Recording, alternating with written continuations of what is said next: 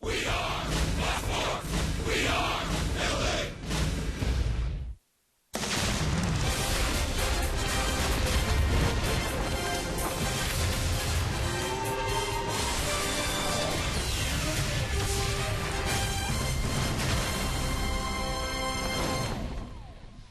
Well, not the way you wanted to kick off a 6-game road trip, losing to the Oakland Athletics in the opening game of the series. Last night, tonight, they try to even things up in this game 2 here in Oakland. From inside the O.Co Coliseum, we welcome you back to Angels Baseball here on Fox Sports West, along with Mark Gubiza.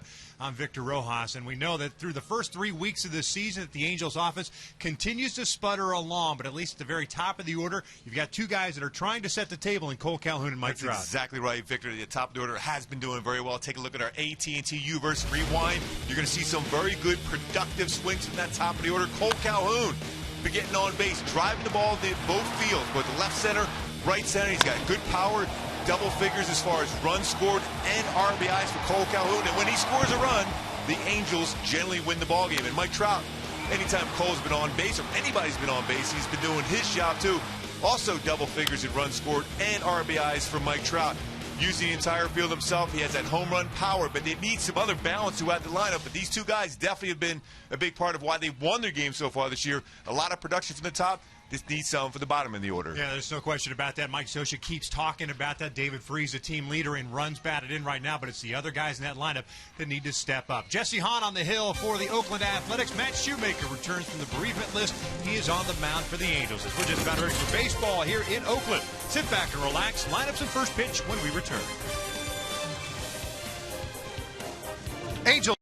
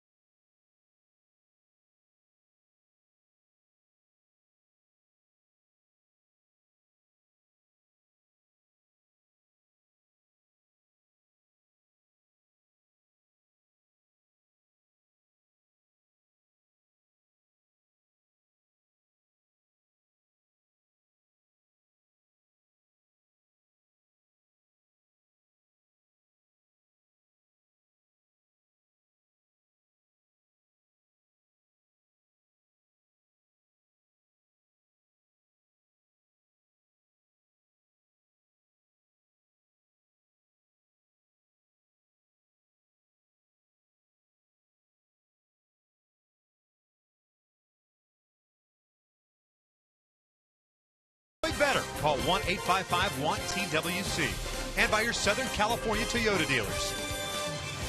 It's another cool night here in the Bay Area. The Halos trying to even up the series at a game apiece, and we'll see what Matt Shoemaker has in store. And I know you've talked about it a number of times as far as pitchers are concerned. You get that extra rest. You feel a little too strong, and Matt, of course, dealing with the death of his grandfather, went on the bereavement list, comes back.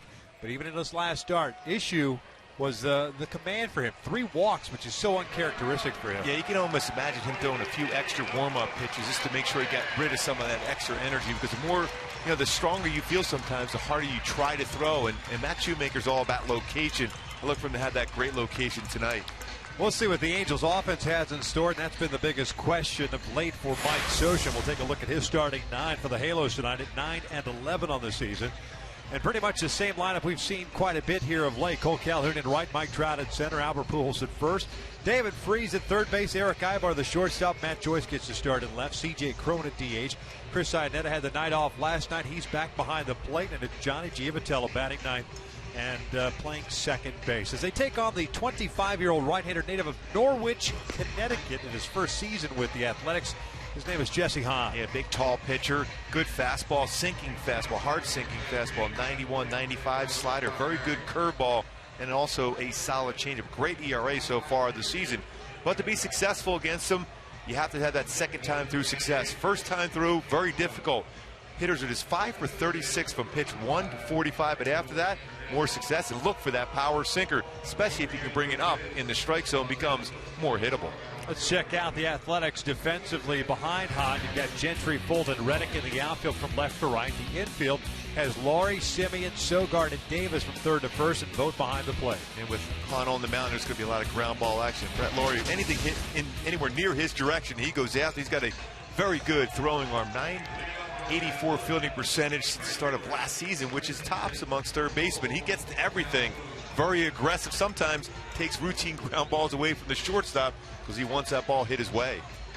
Halos, of course, dropped the opening game of the series last night by the final of 6-2. Jared Weaver giving up 5 runs in the first inning, 6 overall runs in his 7 innings of work. First time this year that he's worked 7. But what can you take away from that start from Jared in hopes that he can kind of carry over to Sunday start against the Giants? Just like we talked about even in the game last night, he started using that no-seam fastball. Fastball command was much better as the game progressed. He's going to have a lot more confidence using that pitch, especially against left-handed batters. Eventually, he'll use his 4-seam fastball inside too. You get a lot more easy outs. Angels with the loss last night. Now 5-5 out on the road and 9-8 within the division. Hahn's first one tonight is up and away for ball 1. Facing Cole Calhoun, hitting .313, 3 home runs, 10 runs batted in. Angels ran into the buzzsaw that is Sonny Gray last night, managing just a total of 6 hits. Cole went 0 for 3, did draw a walk and scored a run. He's ahead of the count at 2 balls and no strikes. One thing about Hahn, he has not pitched since April 18th. Sinker ball pitcher, maybe extra strong himself, 2 pitches in a row, up and out of the strike zone. Cole lines one to left field, and Gentry will pull up and play it on a hop, and it's a leadoff single for Calhoun. A Hyundai key for this game. Go a little Vance Joy, go a little riptide. About time for the offense to really just take control. Get some good rips and some fastball, especially there. You saw from Cole Calhoun. Continue that not only with Calhoun and Trout like we talked about in the opening, but the entire lineup ripped that fastball, put up some runs early on for Shoemaker. Hey, you mentioned Hahn hasn't pitched in some time. This is his 4th start of the season. Came out of his last start with a blister on his finger. As a matter of fact, he missed a start last week at the Big A, and that's the start that Jesse Chavez ended up taking for him. But he's back in the rotation, facing Trout here. Calhoun at first base, and it's a good, healthy hack, and it's an 0-1 count. It's another belt-high fastball. He's not working that fastball down, so early on, a little too strong. Take advantage of it. Trout at even 300. 4 home runs, 11 runs batted in. Has 3 doubles. 0 for 4 yesterday with 3 strikeouts.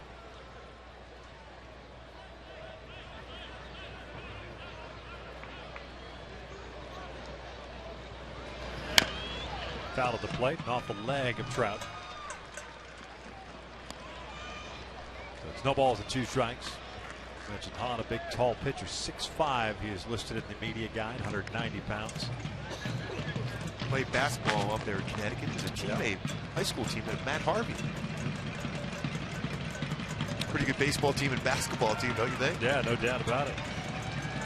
Virginia Tech product. 6th round pick by the Rays. 2010. Been traded twice over the last couple of seasons. Wanted to. Tampa Bay traded him to San Diego, and that was part of a 7-player deal prior to last year. And this offseason moved over to Oakland as part of the Derek Norris trade. Threw the ball well for the Padres last year, too. Good numbers. 14 games, 12 starts, 7-4, and a 3.07 ERA in his rookie campaign. October 1st. Cole back safely, just underway. A base at the left field for Cole Calhoun. Hahn has not allowed a home run yet this year. He's a ground ball machine. He's already had 4 ground ball double plays turned behind him. Does have a very good curveball. Wouldn't be surprised to see his curveball at this point, especially ahead of the count against Mike Trout. His career numbers against right-handed batters. Both set up outside. Oh, he's down and away. Evens up the count at 2-2. 61 degrees. First pitch tonight. Cloud in the sky. Right now, very little breeze blowing in this ballpark. It always seems to swirl if it is blowing.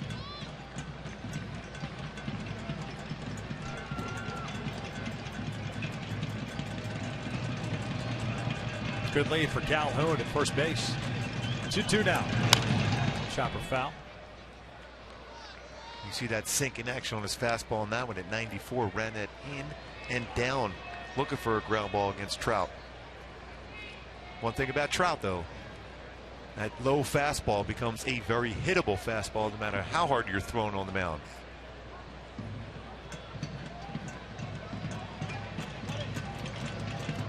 Oakland pitching last night retired 21 of the last 22 batters they faced against the Angels.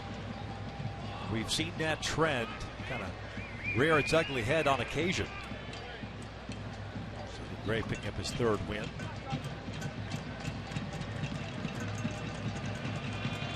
Two. Pretty good pitch. Probably should have been called a strike. Hahn wanted it. So did the A's faithful. Full count. And not the perfect slider, but certainly got the top part of the strike zone. Scott Berry calling the balls and strikes tonight. Ted Barrett, the crew chief, at first. Chris Conroy at second. And Angel Hernandez did a nice job last night behind the plate. He's over at 3rd tonight. See if Calhoun takes off here. Full count. Pujols on deck. Nobody out. Cole takes off. Trout takes ball 4. So a single and a walk to start off this ball game, and that'll bring up Albert. Well, just like we said in the opening, these two have been on often. Now it's going to be up to Pujols, Freeze, Ibar, Joyce, Crone behind them to start driving in these guys consistently, because they've been doing their part as far as getting on the base for the big guys. Now we're Pujols, who has been hitting the baseball well of late, even though sometimes it's been rockets at people. This is his opportunity to get that early lead. Calhoun and Trout combined have scored 26 of the 76 runs scored by the Angels this year. 77 runs, pardon me.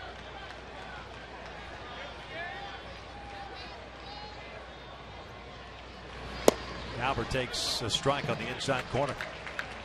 Pujols a 203 average, 3 home runs, 9 RBIs. 1 for 4 game yesterday. Picked up a single in the first inning last night against Sonny Gray. Halos took a 2-0 lead in the first inning last night, only to see that lead relinquished in the bottom of the inning. Trying to do the same here in the first against Jesse Hahn. He does have a pretty high leg kick, so that tells you as a base runner you might be able to get a pretty good jump against him. And when you have a sinking fastball like he does, it's more difficult for the catcher to be able to get that clean reception and fire the ball as quick as possible with that type of movement on a fastball. Yeah. Halos last night, just 2 opportunities with men in scoring position. Ended up going 1 for 2. Cole Calhoun at second, Mike Trout at first. Jesse Hahn on the mound from 12 pitches. 13th is fouled at the plate and off the ankle. You're going to see quite a bit of that if he gets that sinker working, especially to right-handed batters. A lot of foul balls right off the body. See that high leg kick, and before long, the long throwing motion. That allows you as a base stealer. Yeah, he's the guy that lands straight up and down, recoils a little bit. But being that tall and that long of a delivery, it gives you a chance as a base stealer to go.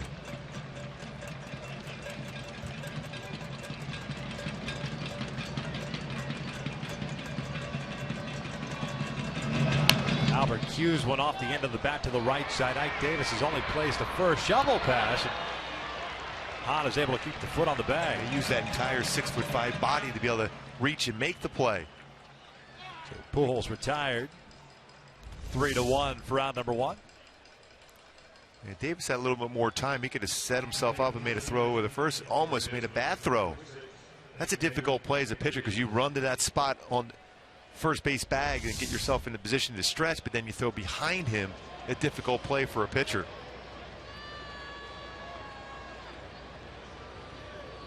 So Calhoun to third, Trout to second. Here's David Freese. His single last night put the Angels up 2-0 in the first.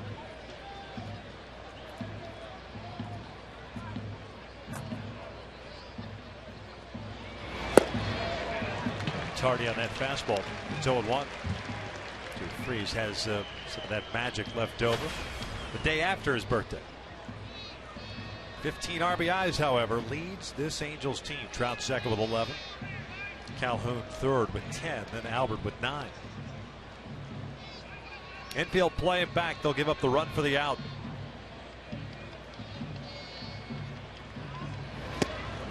Lays off. He went around, however. Ted Barrett rings him up. 0-2. Now your mindset changes after this check swing to look like he did cross the plate, no doubt. So now all of a sudden you just think in terms of making contact. A lot of times you'll see on a 2-strike count, the manager will bring the infield in, but they're still staying back. So a ground ball in the middle of the infield will result in a run. That's all you have to think of if you're David Freese, is making contact on the ground. We talked about today in the pregame show about using that middle of the field, especially against a kid he's never faced before.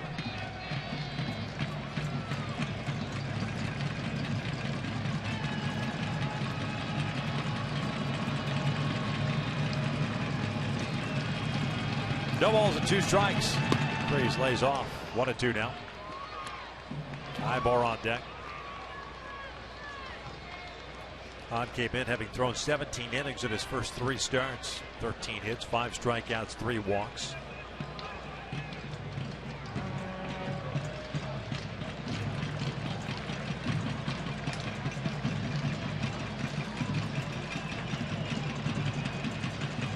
Glance back to Trout.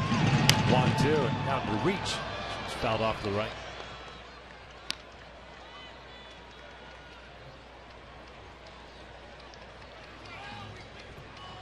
A lot of bite on that curveball. So if that's in the dirt, if you're Cole Calhoun, you got to really be ready. That secondary lead.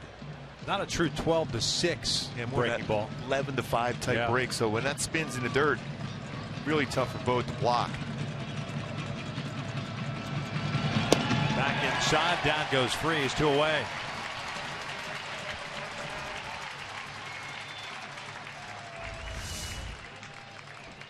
Kind of expected that after a breaking ball and ran that 2-seam fastball down underneath the hand, off the plate in. That's something right now that David Freese will file in his mind as far as what Jesse Hahn was going to try to get him out with, especially with his fastball in. You got to remember that movement on the fastball. That's not going to stay true enough to be a strike on the inside corner. So 2 outs. Second and third, Ibar at the plate. Hahn working from the stretch. Eric will look at the strike. Ibar 1 for 3 game yesterday with a single, leading off the 7th. 208 average. It's 1 extra base hit. That was a double. It's 5 RBIs on the season.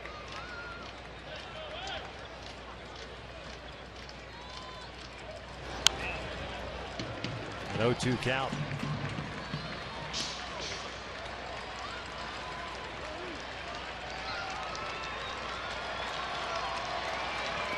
Probably spotlighted at the top of the show. Cole Calhoun, Mike Trout getting their job done. It's the rest of the lineup that's going to start producing. Somehow, some way. Yeah. trying to strike here in the first inning. This will be the 22nd pitch of the inning for Hahn. Ibar. Well, he cut it. That breaking ball. That would have been real interesting for both to block. Yeah. That was behind him. It's almost like he's a goalie being screened. See how far this curveball goes in. That's behind him when he fouls it. That's that pitch that's given Eric. But look how far out. Yeah, when he's going good, he's staying staying back. He's keeping that balance, that center balance in your swing as a hitter. You don't want to drift forward.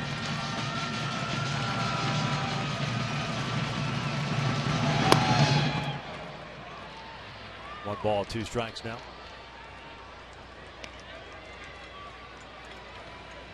Ibar's yet to get it going.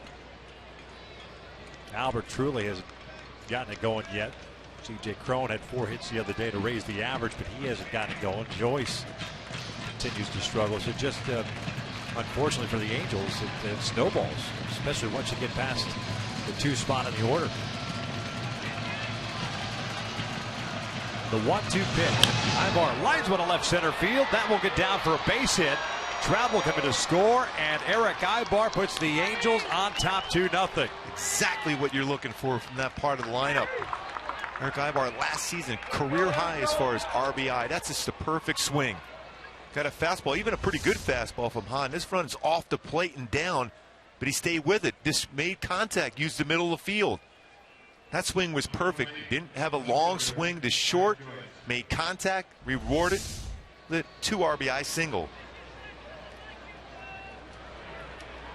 That's been a tough situation. You know, in general, scoring runs for the Angels has been a tough situation, but with 2 outs, even tougher. The Halos have hit just 203 in those situations, so a big hit for Eric Ibar, who's off to a big lead. Hahn will check in on him. You hope that those type of at-bats that gets he was so short with his swing there. That was a perfect swing. And one before, and the one that break the ball in the dirt, the long, loopy swing. That one was short and through the baseball. Might be willing to take a shot at stealing the base here also. Ibar now with 7 runs batted in.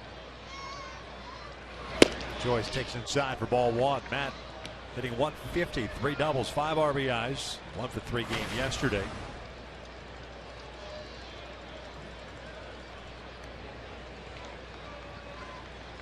Simeon, the shortstop, playing up the middle. Joyce, a pull hitter.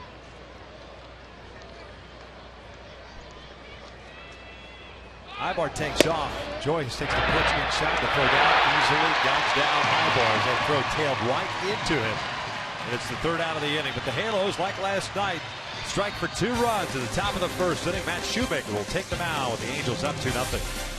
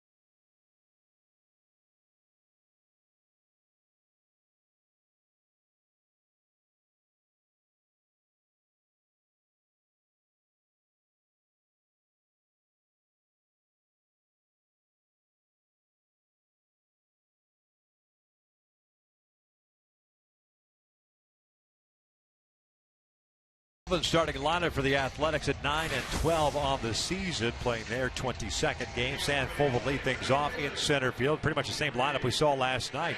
Marcus Semien is short. Stephen Vogt, the catcher. Billy Butler, the DH. Ike Davis at first. Josh Reddick at right. He homered last night. Brett Laurie also homered. He's at third. Eric Sogard is second. And it's Craig Gentry batting ninth, playing left. Taking on Matt Shoemaker. Missed a start because of being on the bereavement list.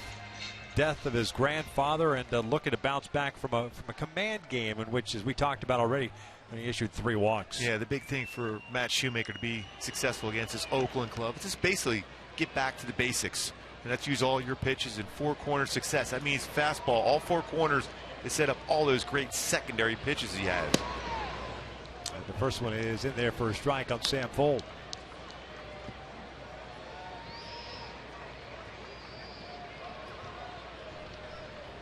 Fold hitting .257.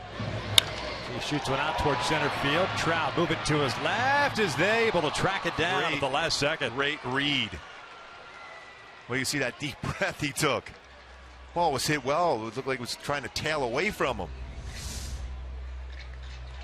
Cutting it off with that good angle he went to, and to be able to reach out and make a nice play. Important to be able to make that play. Yeah, more times than not from a left-handed batter, you will see that ball come back towards you, but that ball stayed pretty much true. Exactly. Surprising. All the time, like you mentioned, Victor, will work its way back from a left-handed batter because he's playing a more so left center field. So 1 out, and Marcus Semien at the plate. Well, he's loose out there in center now. Yeah. Semien will look at a strike.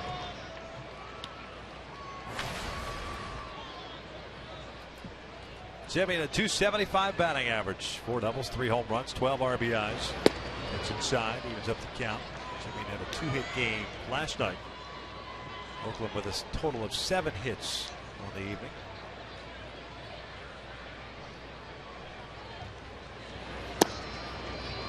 Two balls and 1 strike. One thing we've seen from Semien, he's very good on a breaking ball in the inner half and down. So if you throw him a curveball or slider, make sure it's the outer part of the plate. Off the plate, 3-1 now. Shoemaker 15 in the 3rd innings. 19 hits, 14 strikeouts, and 4 walks. Start number 4. Matt, this one's out to the outlet right center field. That one tailing away from Trout will get down.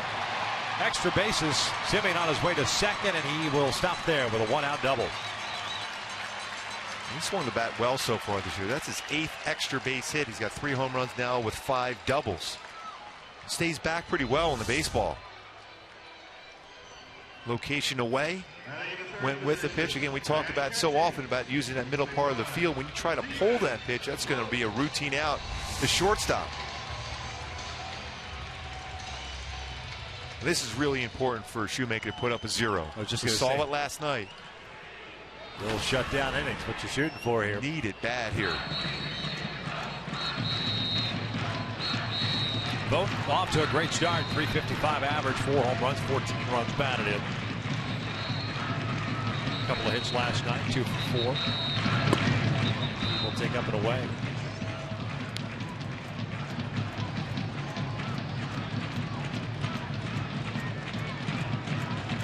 Three walks that Matt issued in his last start was against Oakland. With 5 runs all earned on 7 hits in 3 innings. A total of 68 pitches. 1-1. When we look at that strike percentage, he threw last game out, he threw 68 pitches on 35 of them strikes. A little over 51% strike the ball ratio. That's not Matt Shoemaker. His first start, nearly 71%.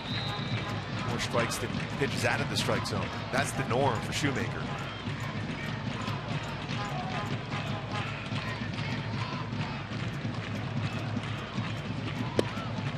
Off the plate, 2 balls and a strike. You wonder how much he knew about the death of his grandfather, whether or not that affected him. I'm sure that he would say no bearing whatsoever. It was just one of those games. No doubt it does, though.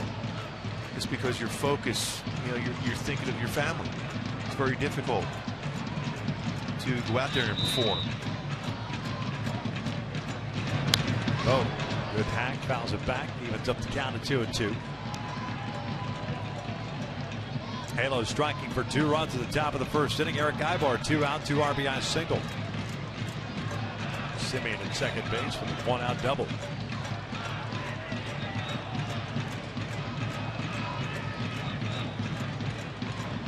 Ibar playing Vogt toward the middle, trying to keep Simeon close to the back.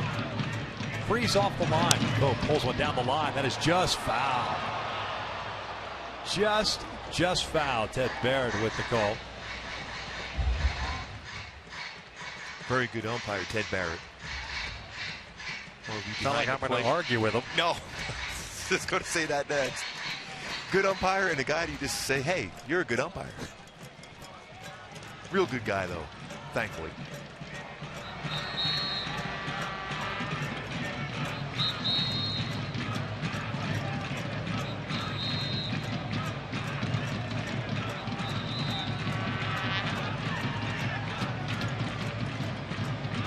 Going back outside. Vogt lofts one out to left. Not very deep. Matt Joyce comes in.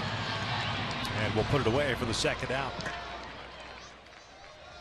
The one thing I've noticed, this is the sixth meeting between these two teams now this year. The left-handed batters for Oakland really done a nice job on that pitch on the inside part of the plate. Whereas that used to be the place where you can get a lot of these guys to kind of jam themselves. They've taken a different approach to it. We saw it last night with Reddick. Got two no-seam fastballs from Weaver. The second one he deposited out into the seats. Extremely aggressive on the near half. Well, you know, if I'm on the mound at that point, then I'm running that little two-seamer away. Use that aggression of the inside part of the plate against them as you sink something away, and then it'll roll over into ground ball to second. Billy Butler takes low for ball one. And all you do then at that point, this show a four-seam fastball off the plate in. Make them aware that you still will pitch inside. But then you can go backdoor, break them all, two-seam fastball away, especially with Shoemaker. You can throw that split-finger fastball down and away against the lefties.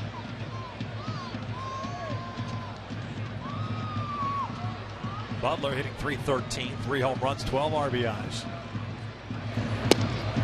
2-0. Butler 3 for 5 in his career versus Shoemaker.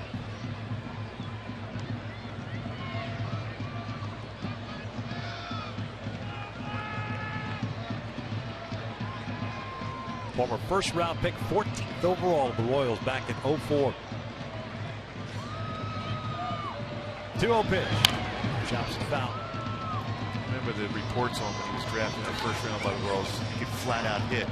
Right now at the major league level is at that point trying to find a position for him. Well, he's found when that DH role is perfect for Butler because he can hit. Played occasional first base, but he's a DH and been very effective in that position. That's that scouting report that reads best position batter's box. Yes.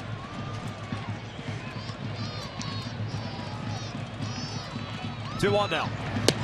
Good off speed. 2-2. Was it Butler that had that the tour of Kansas City before he got called up? That he was a lot of hype surrounding Billy Butler when he came up. Yeah. Because it had to either been him or Alex Gordon. I don't think it was Gordon. No, it was Billy Butler. I remember that. Nebraska guy. Butler from Jacksonville, Florida.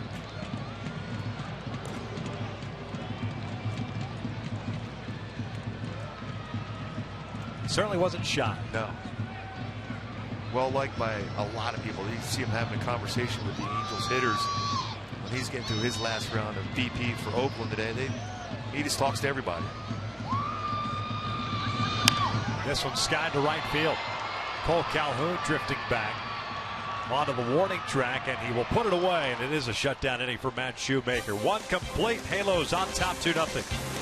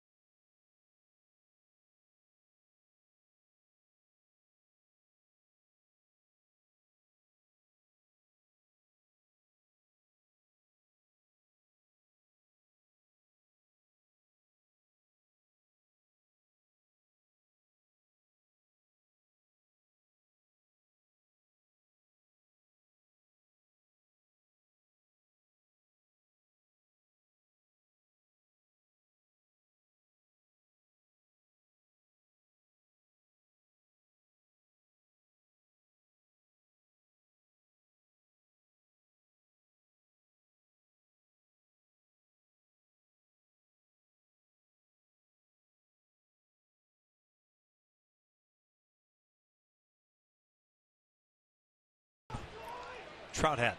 Lots of Angel fans here, always in this yard. That's an easy flight, easy drive if you want. It's amazing how that Trout hat makes the foam hat swims upstream all the way up here. How long have you been saving that thing? About 5 minutes. All of 5 minutes. Matt Joyce to lead things off here for the Angels. Joyce was at the plate when Ibar got thrown out trying to steal second. 3 infielders on the right side. Jesse Hahn had to throw 26 pitches in the first inning. Good swing there. Stayed with it. Looked for the middle part of the field to go in the other way on a fastball.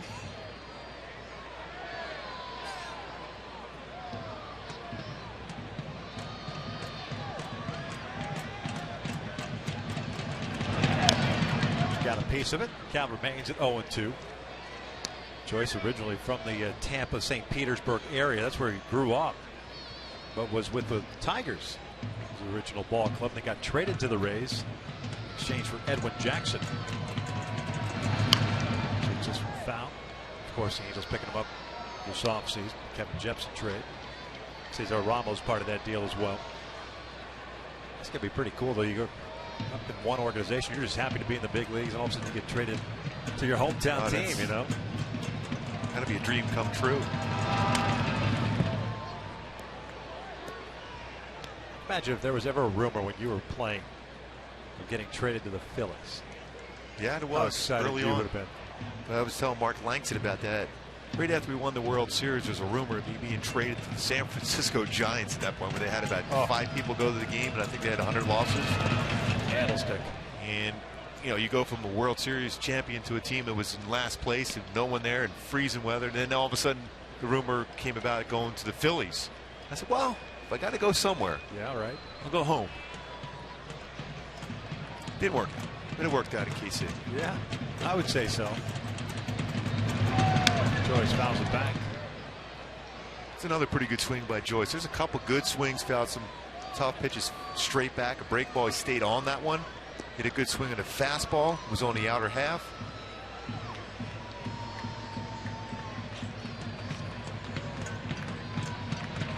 And he foul tips one right into the mitt for the first out. Here the second punch out for Hahn. Hey folks, on Tuesday you can celebrate Cinco de Mayo when the Angels take on the Mariners at 7:05. Fans in attendance will receive a sombrero, courtesy of State Farm. Love the way you say it. An attempt, do you want me to roll the R's? Yes. An attempt to set another Guinness World Record. Purchase your tickets today at the Angels Stadium Ticket Office or online at angels.com. Sombrero. Yes. Another record holder you're going to be again. Yeah. What new? I've got all the framed certificates in my office at home. You know, the onesie. Authenticity. Yeah. Matsui's. Isn't that the Matsui? Yeah. Onesie. Was there a wrestling mask world record? There was in Boston at Fenway Park when we busted that thing out. Yeah, it worked. At 2 o'clock in the morning. Bobby Abreu with a base hit wins the game. Never forget it. They were real comfortable too. Oh. Yeah. Just recently got the smell of glue out of my nose. Those things are unbelievable. 3 balls and a strike. Let's see what else did. Was it a Santa Claus hat last year? Oh yeah. Christmas in July. Yeah. Or June, I guess, or halfway to Christmas. Halfway to Christmas. We're all over that Guinness Book of no doubt. World Records. Crum bounces this one to Laurie. C.J. Crum is out. The second out here in the second. And then we'll bring up Chris Iannetta. Just think, one of these days you can just send your kids to the local public library and get the Guinness Book of World Records. It should have us in there, right? Have to be. Right?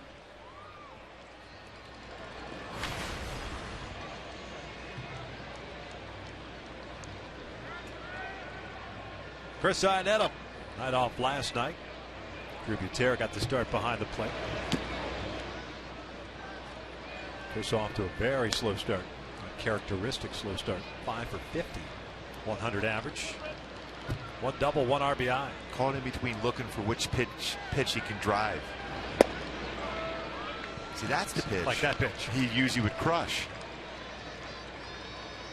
See, when you're struggling like that, all you do as a hitter is you just got to look for one zone and one pitch until you get hot.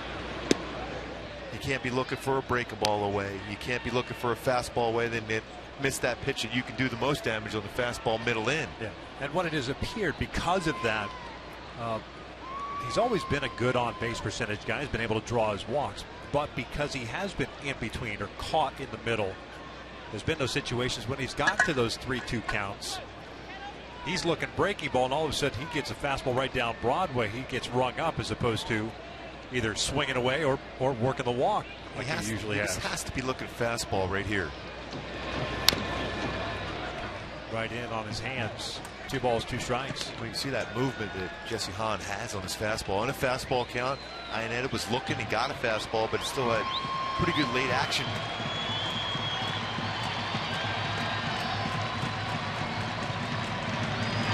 Breaking ball. And he goes down looking. The Halos go down in order. 2 strikeouts in the inning for Hahn. The Angels still on top, 2-0.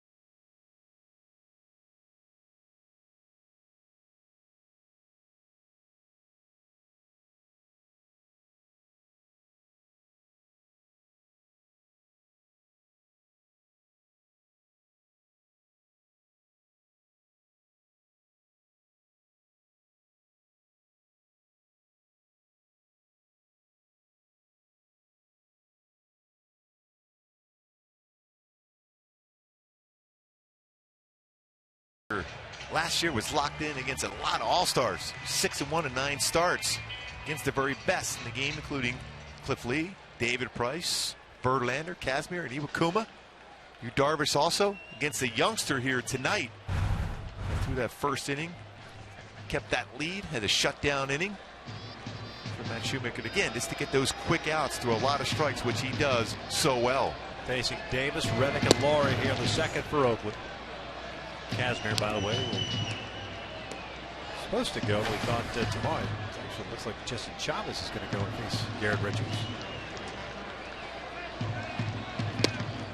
No balls and 2 strikes on Davis, the first baseman. With Kazmir pushed back to Friday.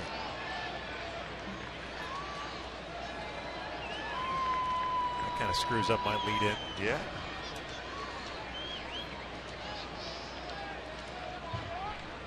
Davis hitting .328 with a home run and 8 runs batted in. Chops this one back up the middle. Mark Ibar had played perfectly. 1 down. Good scouting and knowing exactly where he's going to hit that ground ball, and Ibar was in position to make that a routine play. Normally, if you're playing in your shortstop position, that's a tough play. You're going up the middle, have to throw across your body to first base.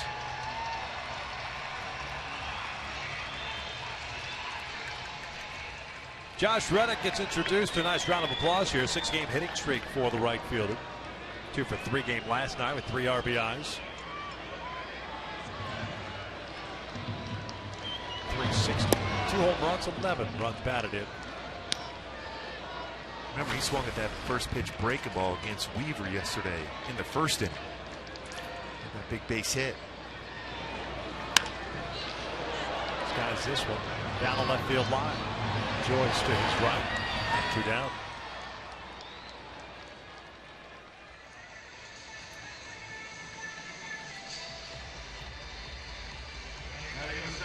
So here comes Brett Laurie. Right from the get-go, much better command from Matt Shoemaker. Typical command of Matt Shoemaker. And this is a time, if you're a Shoemaker, especially with Brett Laurie at the plate here with no outs, you know what he's thinking. He's thinking extra base hit.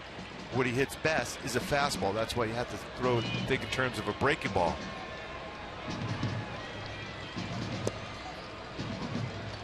Boy, that's a tough pitch for a right-handed batter that gets called a strike on the outside corner. And he painted that pitch. But Laurie homered last night, his second of the year, 10 RBIs on the season. High energy guy.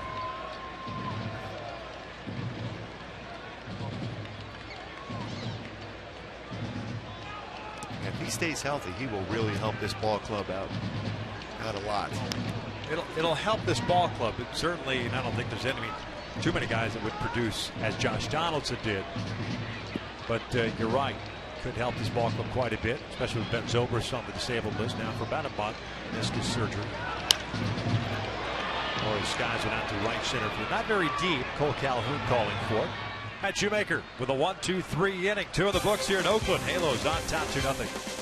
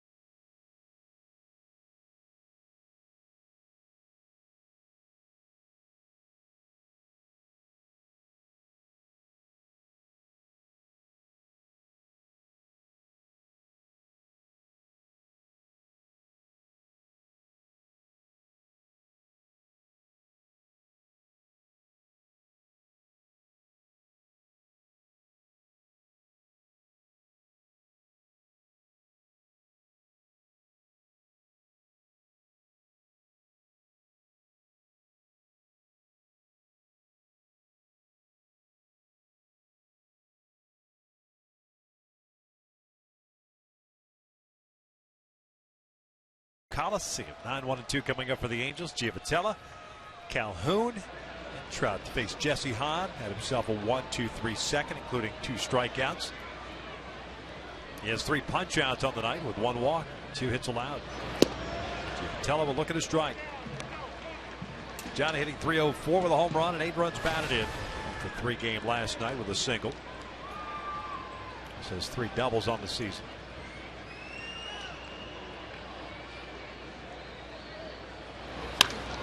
Line it to second. Sogar times the jump. And there is out number 1. Folks, the Angels will take on the Astros during the next homestand on May 8th at 7:05. The first 20,000 adults in attendance will receive a Mother's Day tote courtesy of Farmer John. Purchase tickets today at the Angels Stadium ticket office or at angels.com.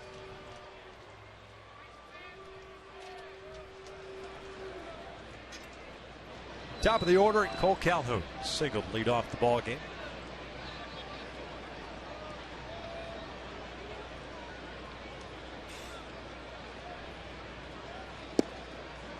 Looks at a strike on the outside corner. Boom, a changeup that time, first pitch.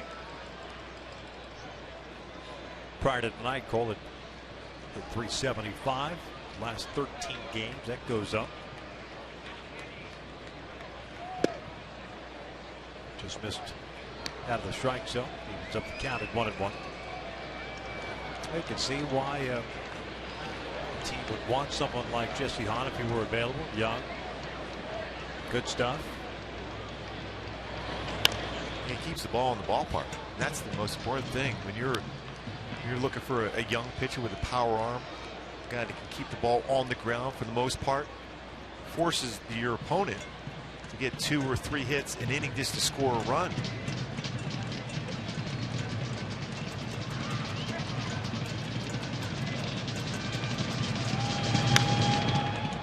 Cal remains at 1-2. And most importantly, of course, the fact that he wears the old school stirrup socks and wears them well.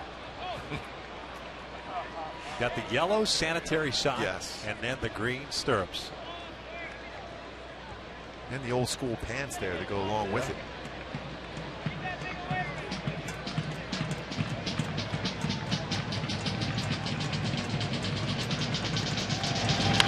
Cole fouls it off. Such an odd name, the sanitary sock. Yeah. You know why that is? Read about this a long time ago. Really? Yeah. There is an answer to that. Yeah, absolutely. Because back in the early 1900s, the only socks that they had were the dye of those socks, the stirrups, if you will, were the only socks that they wore.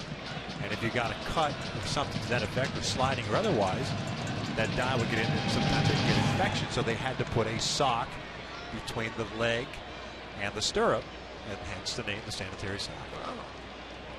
Thank you for that one. I feel much better now. I'm here for you. I am educated right now. Yeah.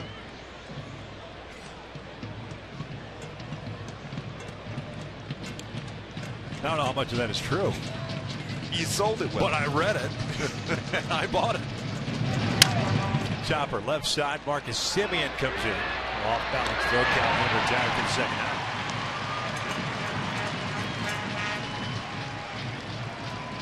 He's got real good movement on his pitches. Now batting. If he can be more consistent with his changeup to go along with that power sinker, he's got a very good curveball. So an occasional slider, I think that's the pitch.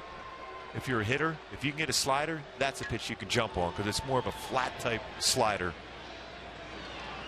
About 84, 85 with a slider. That's hittable. That's a hittable pitch.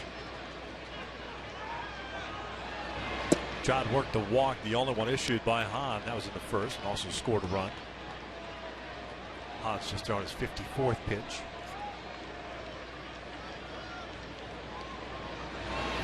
That is hammer to left. Forget about this one. That is long gone. A big fly for Mike Trout, his 5th of the season. And it is 3-0 Angels. Not unusual to see Mike Trout hit a home run here in Oakland. That's number 10 in his career here in this ballpark. Not known necessarily for the long ball in this yard, especially at night. That ball was covered. It's one of those two-seam fastballs that stay up. Jesse Hahn knows it. Oh, he look back. See how far it can go. Wow, sound. Albert takes the breaking ball down and away for ball 1. 5th of the year, now with 12 runs batted in. Mike's mom and dad here at the ballpark today. Saw them at the hotel. They got to be happy to see their son score already 2 runs, a home run.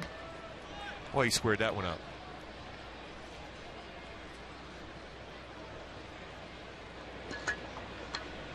Albert grounded out Dyke Davis his first time up.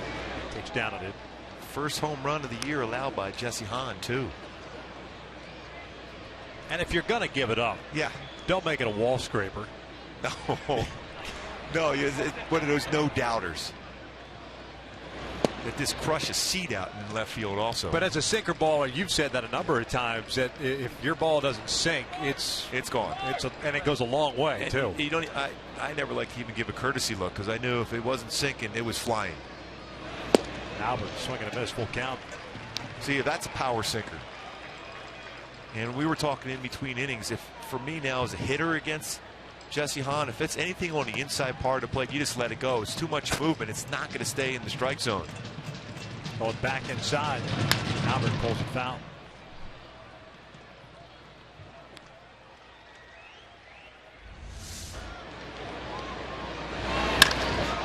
talk about you spiral the bat. Wow, that's a long way. Yeah, he probably got a lot of that one.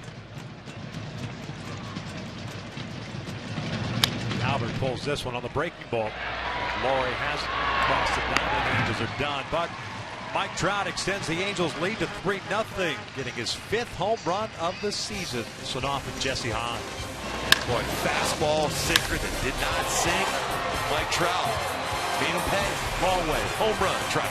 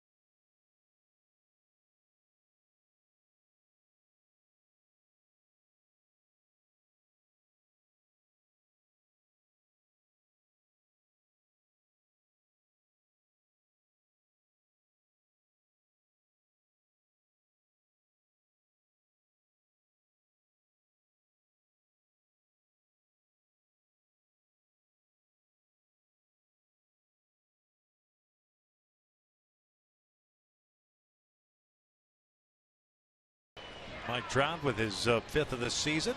And why wouldn't you be smiling? Absolutely.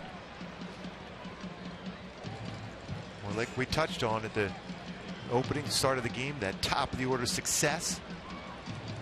Cole Calhoun has done his job. Mike Trout, 2 runs scored. Home run and a walk, scored a run. Calhoun, base hit, scored a run himself. Eric Sogard looks to the strike. Shoemaker facing 8-9-1. Sogard, Gentry at full.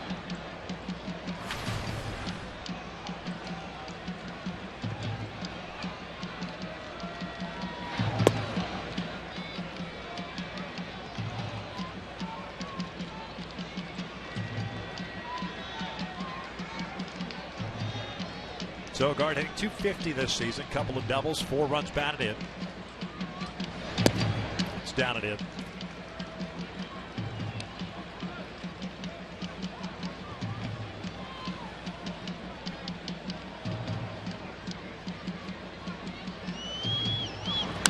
Pulled foul. No strikeouts, no walks for Matt. 1 hit allowed. That was the double to Simeon in the first inning. Retired 5 in a row since that double. They love to have fun at this ballpark.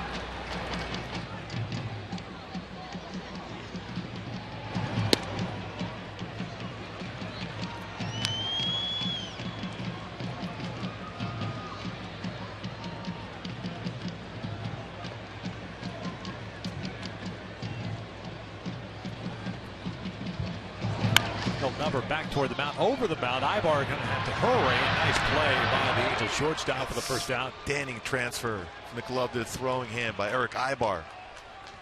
It's a tough play, tough hop.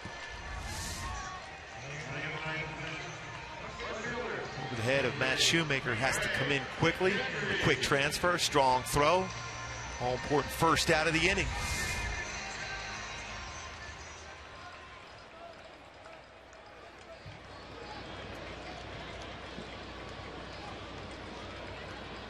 Craig Gentry, the left fielder. 67 is the batting average. 1 RBI this year. Fouls off the first offering.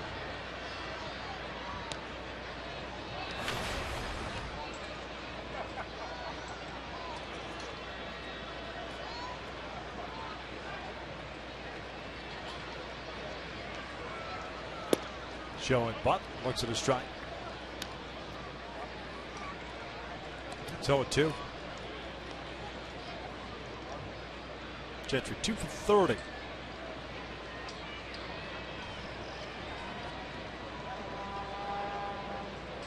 Mark Cannigan, quite a few starts to start the year. The Rule 5 selection, left fielder.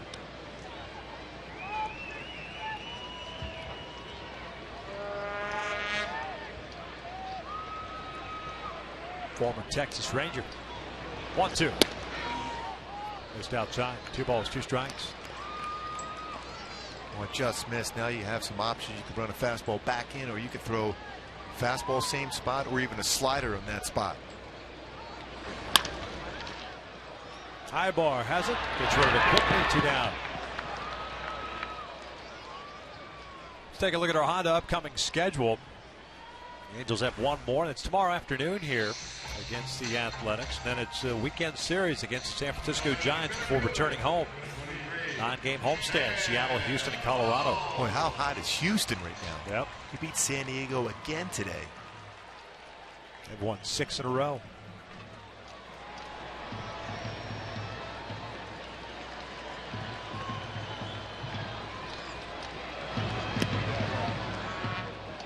We got Metallica night on Friday night here in San Francisco, right? Is it Friday? I thought it was. For some reason, I thought it was Saturday. Well, You would know more than I would. Yeah, day game on Saturday, right? Yeah. So you're going with Friday night then? Yeah, stick with it. I'll take your word for it. I figured you'd be on the website and checking it out. Sending Lars text messages. Oh yeah. I met him a couple years ago. Called strike 3. Not a big guy. That was the Sandman right there, bringing that fastball in. First strikeout of the evening for Matt Shoemaker. Went to the 4th. Halos up 3-0.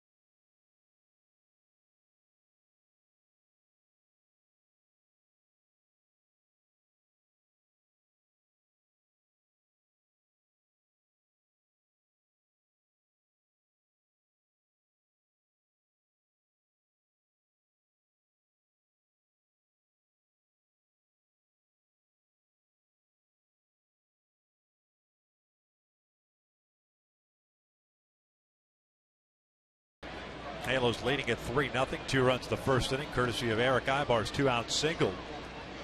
And then Trout extending that lead in the 3rd inning with his 5th home run. 62 pitches for Jesse Hahn. 3 strikeouts. Freese has one of those punch outs. That was in the 1st.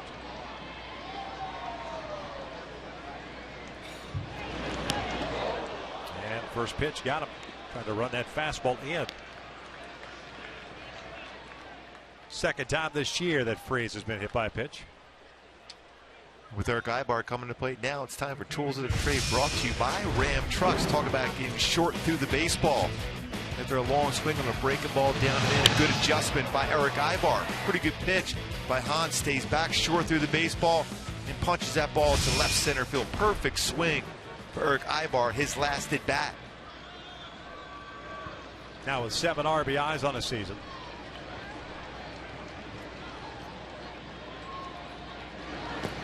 Almost down in it. Nice play by Vogt. Ball almost got by him. He's fortunate enough to be a changeup.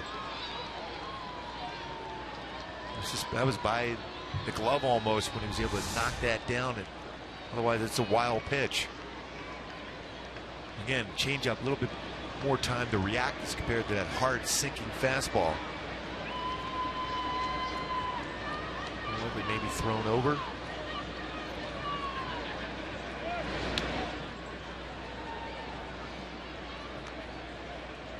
And Metallica Day is on Saturday. I'm looking Saturday. for you. Thank you. 1:05 start.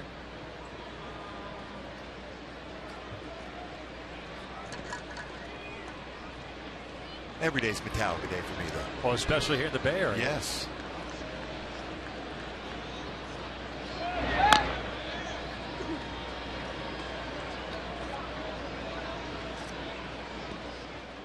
No, David Freese is a big Metallica fan also. Did not know that. He likes his metal, heavy metal. So that's how you profile the guys, huh? Yeah. Hey, what's your favorite band? Exactly. Whenever they join the Angels spring training. Hey, what kind of music you listen to? Hey, Mark Cuba's on TV. Hey, what kind of music do you listen to? Have our fouls it back. Hey, whatever works. Yes. Yes.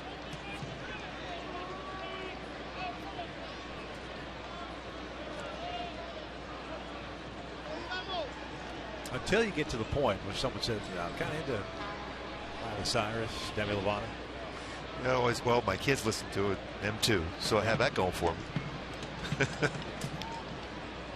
Then you bring the kid thing into it. Of course. Yeah.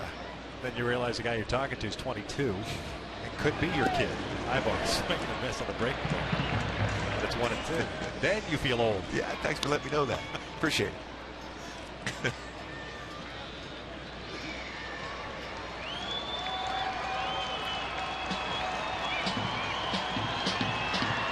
The Angels certainly have made Hahn throw a lot of pitches, especially in the early going, even though he had a 1-2-3 second.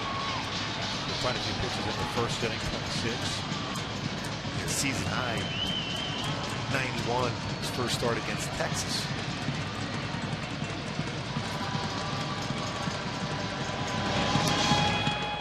That's that pitch that continues to give Eric Ibar so much trouble. And teams are trying to exploit it, obviously, if he's going to start chasing. I don't know how that didn't hit his foot. Yeah. Another hard breaking ball. I mean, if Eric were to make contact with that pitch, Matt Joyce in the on-deck circle would be in some serious trouble. There's no doubt. That's almost behind Eric. That's how much of a break and how inside that pitch is. Either that or Socha up against the wall there. Yeah, he would love that. Yeah. There's a good look at the on-deck circle. There's not a whole lot of room behind home plate. Yeah, back in the day, there used to be a lot of room behind home plate here. He went down and away with a sinking fastball, and it's the first out here in the fourth.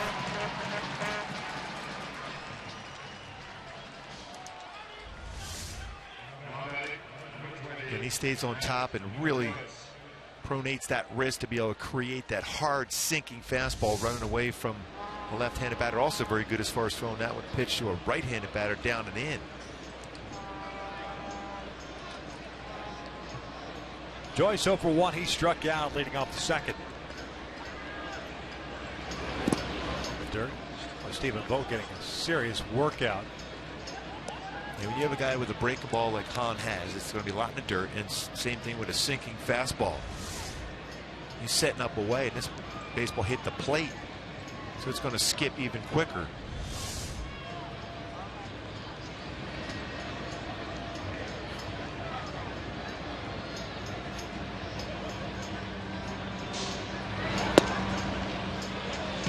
That baseball had some serious movement. That looked like it started off the plate in and then runs over and got even a pretty good portion of the plate.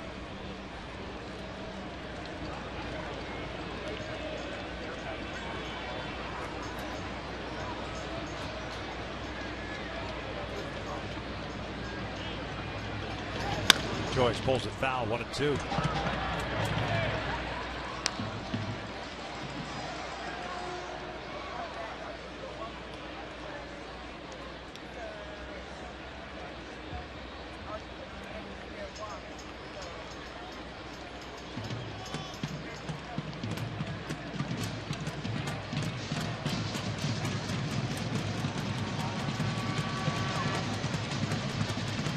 David Freese hit by a pitch. Lead off the inning. He's over at first base. Troy strikes out for the second out. Second time he's punched out in this game. He's had late movement on his fastball.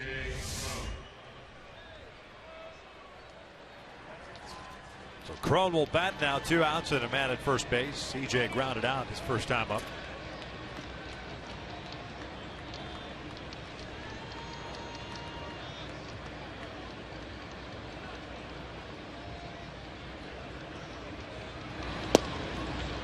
Crone will look at the strike.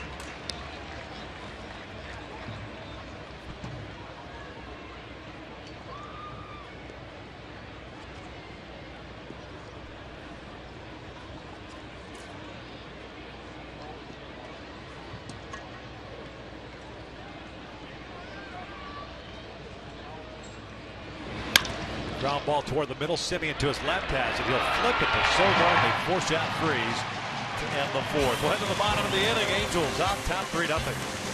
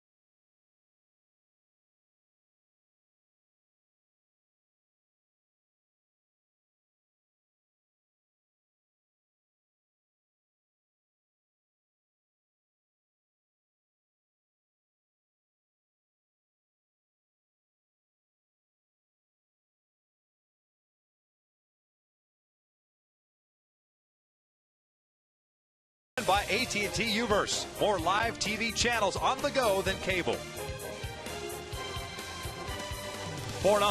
3-0 Halos. Bottom of the fourth. 2, 3, and 4. Simeon, Vogt, and Butler. Shoemaker with some fans up here. Yeah. Simeon, the only hit Shoemaker has allowed. That was the double to right center field in the first inning. He's 2 for 3 in his career versus Shoemaker with a double and a home run.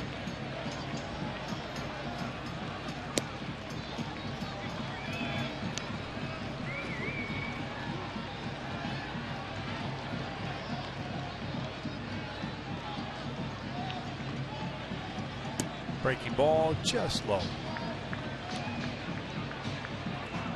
2 balls and a strike.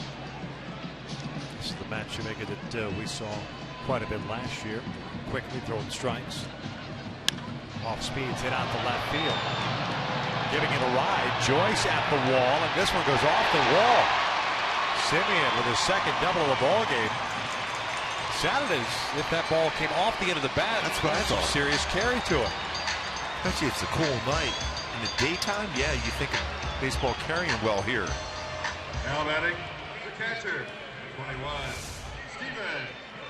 That's a slider. We talked about that part of the play for Simeon. He doesn't miss a breaking ball in that part of the plate.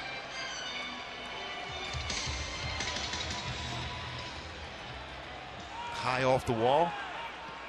Was able to get it in quickly to keep Simeon at second base.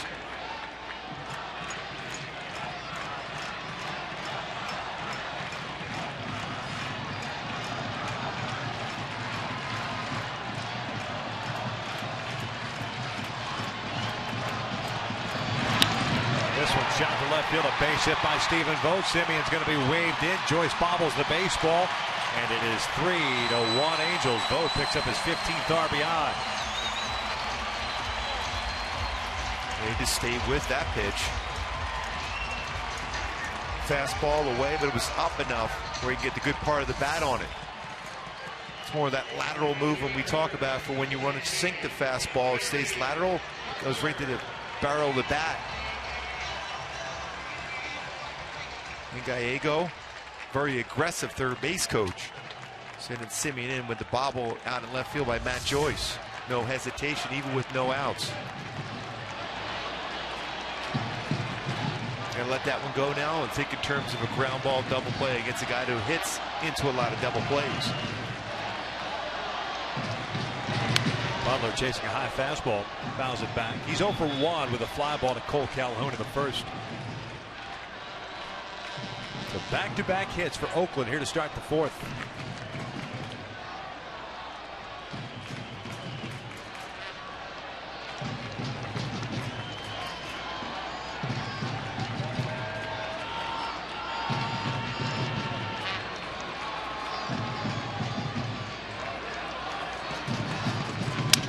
Ground ball, weakly hit to second. Giamatelli dive off for one to relay back to first. Easily gets a double play. 2 down. Nice recovery by Shoemaker, getting that pitch off the end of the bat. Good turn by Giamatelli to flip over to Eric Ibar to complete a 4-6-3 double play. Good feed quickly.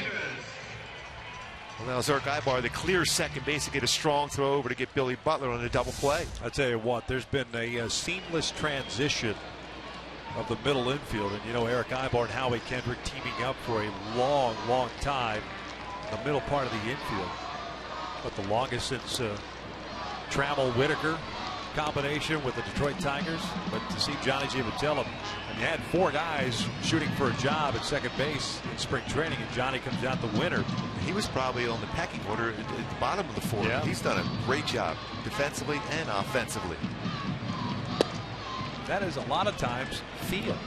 I mean, you the sensing of where you're at, and how a guy likes his throw, the feed to second base, from especially Ibar being the veteran. And that's what you see a lot of when you watch batting practice, watching those two work, just to have an idea where you're going to be for the feed. And you're right, that's a difficult thing, especially when if you're Eric Ibar. You're so used to the feed you've seen from Howie Kendrick for years, but Giamatelli's feeds at second have been very good. And Eric has been encouraging him each and every time. Davis looked like he went around. He did. Third base umpire Angel Hernandez rings him up. And Shoemaker gives up the run, but nothing else. 4 complete. Halos lead it 3-1.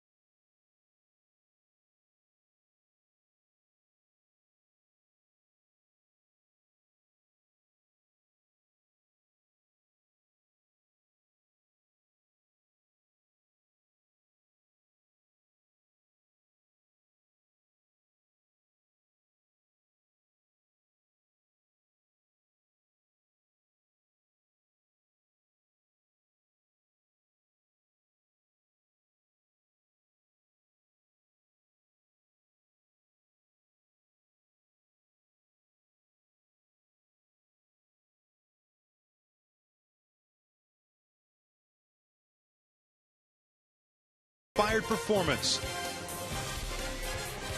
Top of the 5th inning, Angels with a 3-1 lead here in the Bay Area. The East Bay, Oakland, 3-game series. Handles and the A's split the 4-game set at the Big A last week. Oakland won last night. Matt Shoemaker and the Angels currently leading 3-1, trying to even up this series. Halo setting up 8-9-1. Iannetta, Giavotella, and Calhoun. Breaking ball down low. 1-0 count on Chris, who struck out looking in the second. 1 of 5 strikeouts for Jesse Hahn.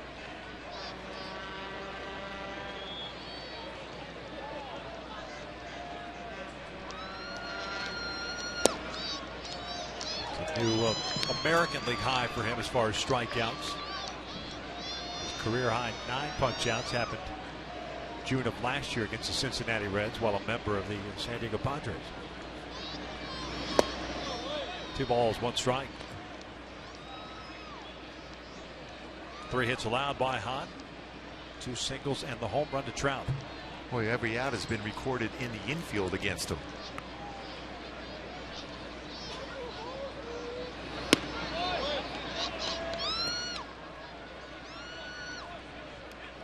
Three-one count. Giavatello's out in the air. Liner to second baseman Eric Sogard.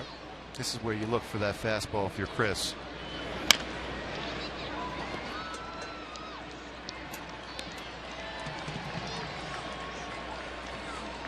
And he's still got to be thinking fastball too on a 3-2 count.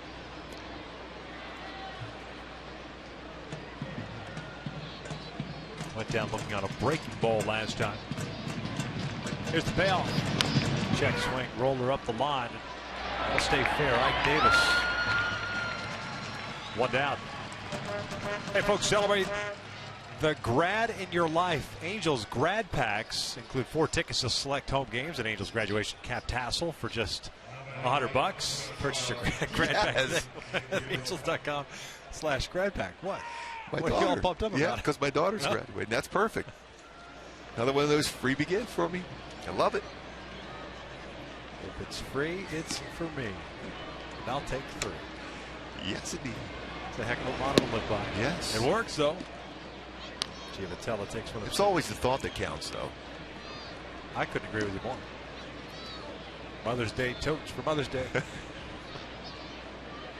Isn't there a scarf, too, for Mother's Day? There is. I'm sure we'll get to that rate a little bit later on as Giavotella fights one into center. It's a 1-out single. Boy, just like we were talking about for Johnny, doing a great job in the field, but also at the plate, line drive out to Sogard last at bat. Now a base hit up the middle again. Number 56. Keeping that batting average over 300. 82 pitches now for Hahn, and Dan Otero gets ready. That guy, huh? Yeah, Angel killer.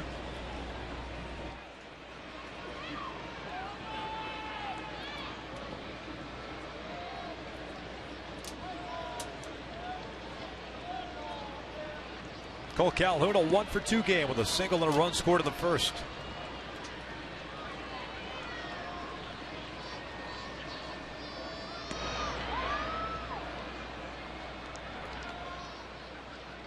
Oakland sensing a potential hit and run being put on.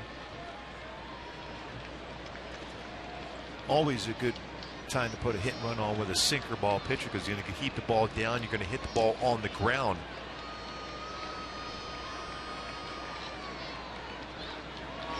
Cole drives one out toward right center field. Sam Fuld got a good jump on it. Is there. Makes the catch for the second out.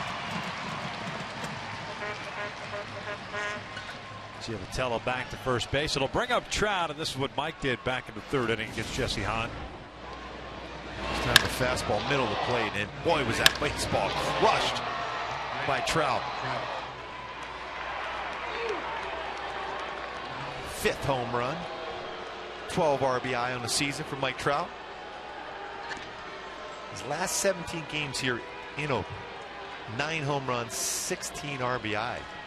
During that, I think it's from May 1st of 2013. Only 6 players on the Oakland roster period have had more home runs than Mike Trout at this stadium. Amazing what he's done at this ballpark.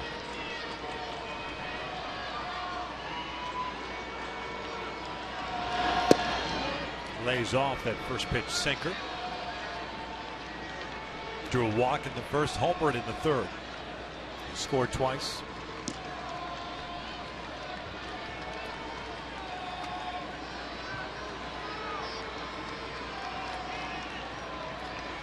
The start of the day, 18 runs, was the leader in the runs category in the American League. That was Josh Donaldson of the Toronto Blue Jays.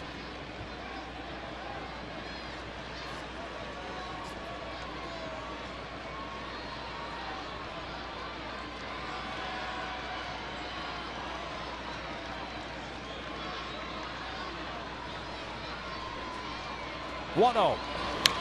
Foul back. It was on the exact same spot. The Trout hit the home run off of Hahn his last at bat.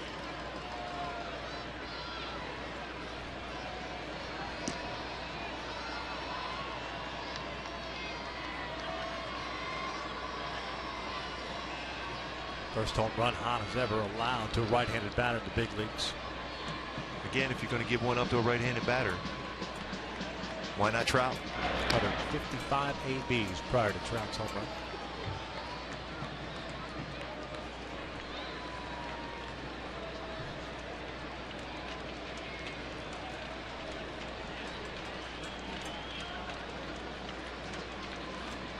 Jim Vitello standing at first base with 2 outs.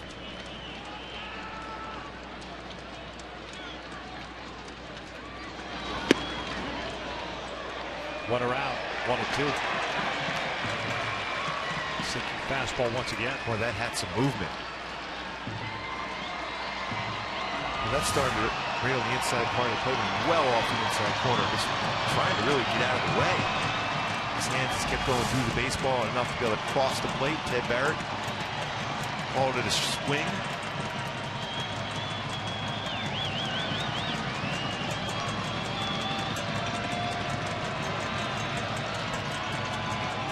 Jim Vitello takes off and Trout fouls it off to the right.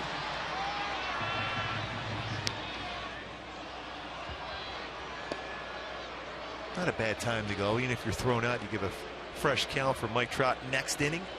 If you're successful, you're in scoring position for Trout.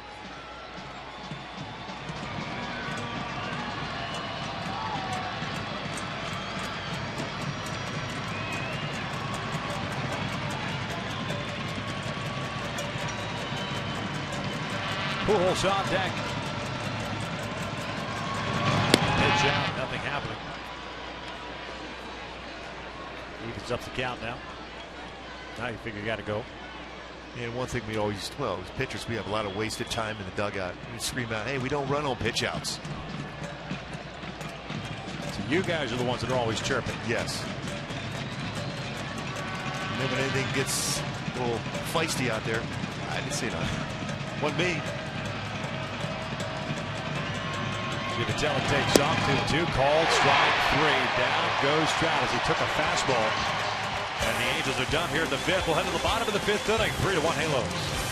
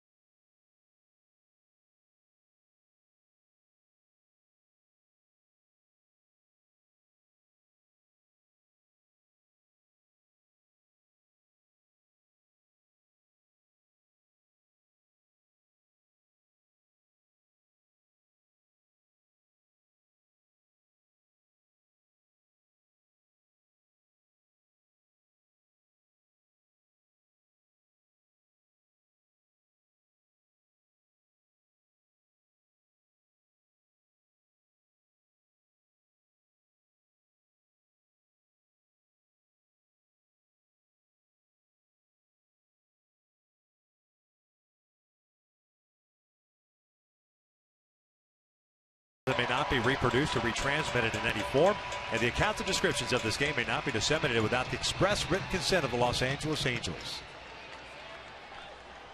3-1, Angels on top, bottom of the fifth inning. Josh Reddick, Brett Laurie, and Eric Sogard to face Matt Shoemaker. Shoemaker with 2 strikeouts, no walks, 3 hits allowed. Settled down after allowing back-to-back hits in the fourth inning that brought in the A's first run. Reddick takes outside. A's right fielder hit a fly ball to left in the second. He's 0 for 1. Shoemaker just at 53 pitches so far. He's behind the count at 2-0.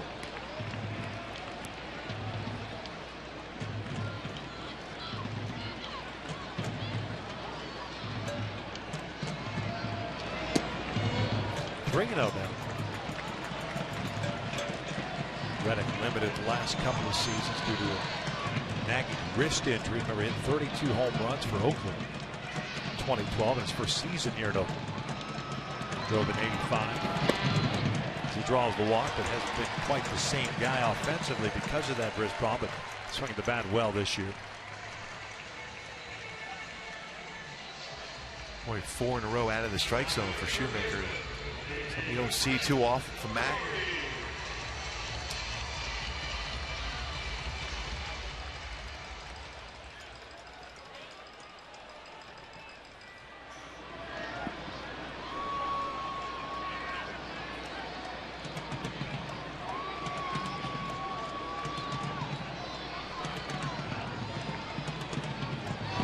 Brett Laurie chasing the high fastball.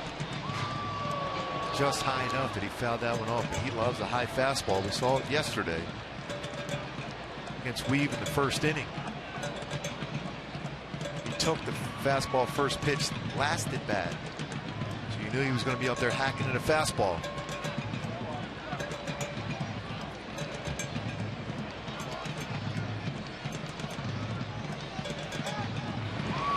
Swinging and miss on the off speed.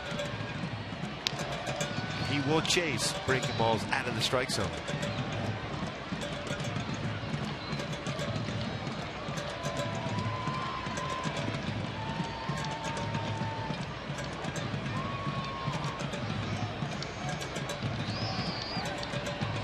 Reddick over at first base.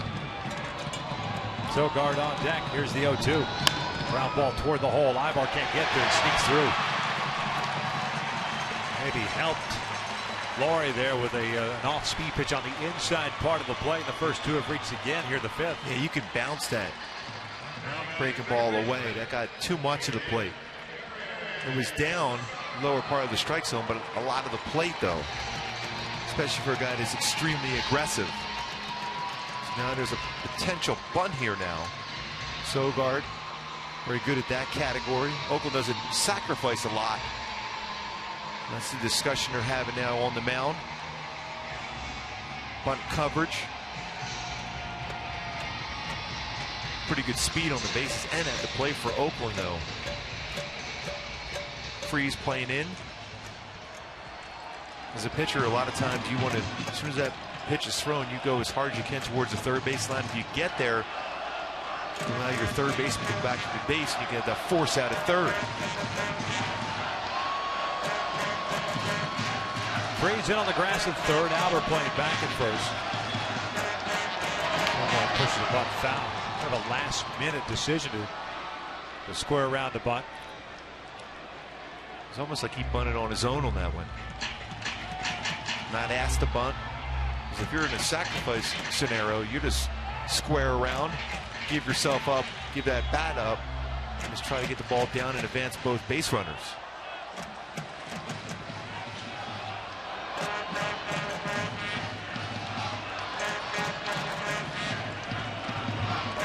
Sogard grounded out to short his first time up. So he's 0 for 1.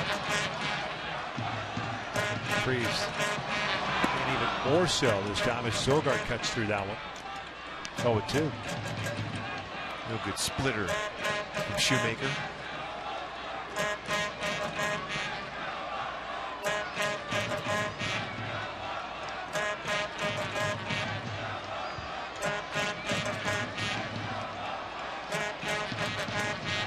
Number 9 tonight. Hitter Gentry on deck. Very good speed for him. Tough guy to double up.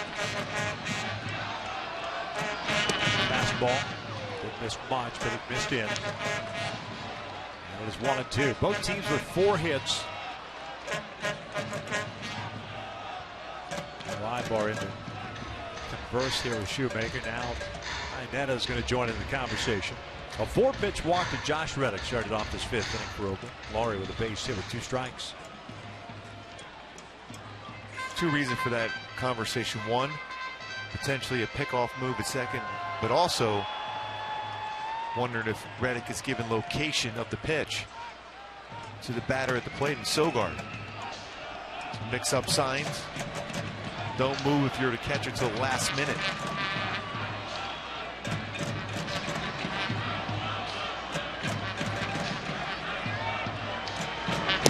You notice Inetta didn't move at all. Reason why, because if it's not necessarily when you're at second base trying to relay sign. It's all about location. So you just stay still till the last minute, and that's what the discussion with Shoemaker was out for Chris Iannetta.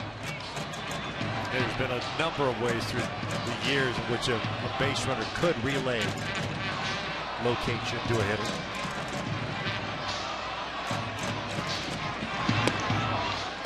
Upstairs, full count. That could be a base runner looking one way to his right or to his left and leaning one way, the other way. Because the right hand is on the hip. Yeah, you can almost any number of ways. You know, where the catcher's located. Inside, more likely, you know, you look for a certain pitch. Away, you look for a certain pitch. So it's all about giving away location. 3-2, a swing and a miss. Got him on the off-speed pitch, 1 down. Well, you know Sogard's not looking for a split-finger fastball on a 3-2 count. He's looking fastball. You have to have a lot of confidence in that pitch to throw it. And great location and good sink to that pitch. Also get a swing and miss. A very big out for Matt Shoemaker. Here's Gentry, who grounded out to Ibar to third. It was great that Eric Ibar noticed that too, potentially about Reddick trying to give location where Chris Iannetta was setting up. They're not saying that that's what he was doing, Reddick that is, but you kind of prevented it just in case.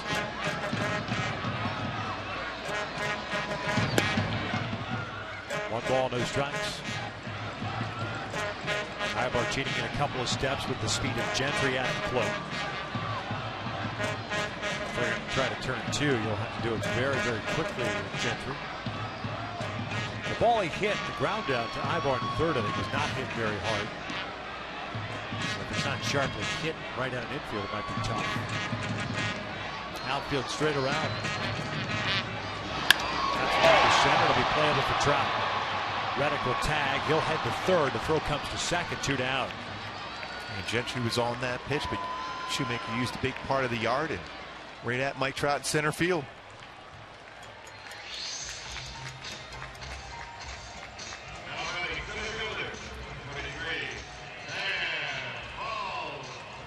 So Sam Fall will come to the plate now. The center fielder's 0 for 2. 0 for his last 13. Fly ball to center to strike out looking.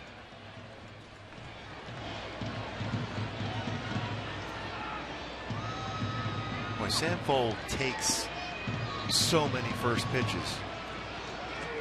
But this could be one of those times where he might jump a fastball if it's the middle of the plate against Shoemaker, so you got to be ready and prepared. 1-0.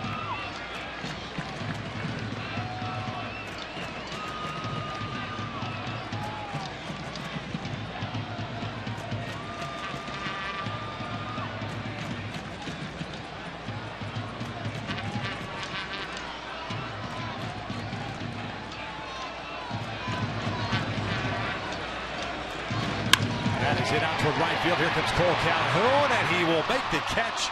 And Shoemaker again works his way out of it. 5 in the books. Halos on top 3-1.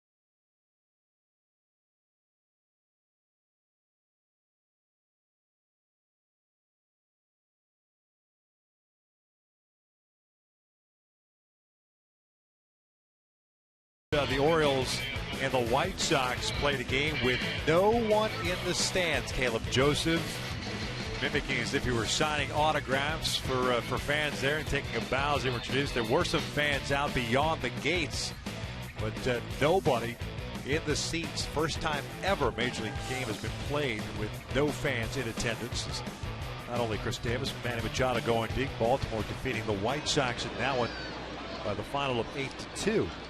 Albert will look at a strike. They will play a doubleheader. And I think they've got a mutual off day coming up in May, I think. I don't know if that date's been determined, but Baltimore has moved its home series this coming weekend with the Rays down to Tampa. All you can hope for is for the best for the city of Baltimore, and that everything settles down. It seems to have, over the last 24 hours, to have calmed down a little bit, but I want to make sure that everyone is safe. All right.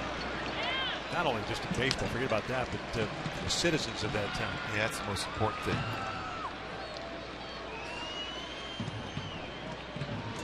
And Otero in the game now for Oakland. Sinker ball specials himself. Little flare out to shallow center field. Sogard going out. A perfectly placed single by Albert, but he's limping up the first base line. And well, that's not a good sign, especially the grab of the left leg. That could mean a hamstring issue. We'll see if Albert, he'll never want to come out of a game. No, maybe just tighten up on him and it'll loosen up. And you can see he's grabbing right that hamstring area. He's trying to stretch it out. So she'll take him out. Yeah, Mike's trying to take him out.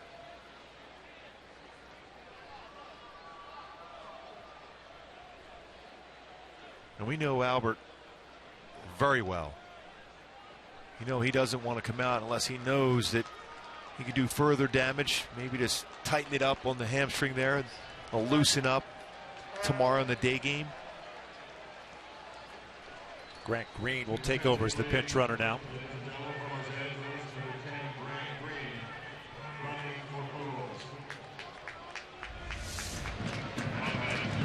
See if they start getting out of that.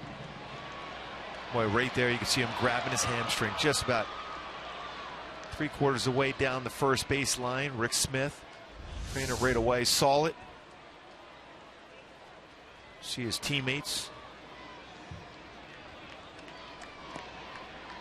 Well, as you can hope for, it's just tight. Cool night like tonight, you see that often, especially when it's been warm. You have batting practice during the day, then all of a sudden when it gets a little cooler,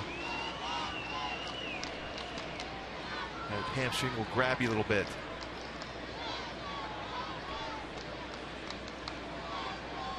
David Freese 0 for 1 with a hit by pitch.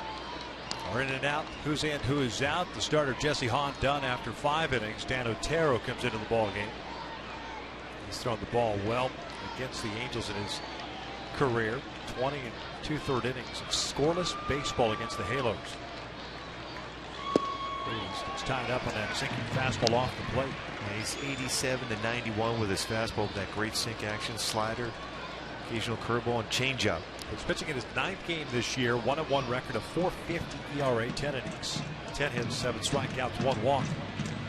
With the leadoff single to Albert Pujols, removed what we believe to be a hamstring issue, the way he grabbed at that right leg. And will more than likely not be in the lineup tomorrow, a day game. We'll see what Mike Scioscia says after the ball game. Green off to a pretty good lead at first.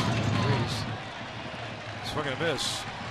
And there is out number 1. Well, that fastball ran about a 1.5 foot off the inside corner. But like you said about Jesse Hahn when he was on the mound with that sinker, if he starts it on in off the plate, it's off the plate. It's never going to be a strike. Exactly. It's never going to be a strike.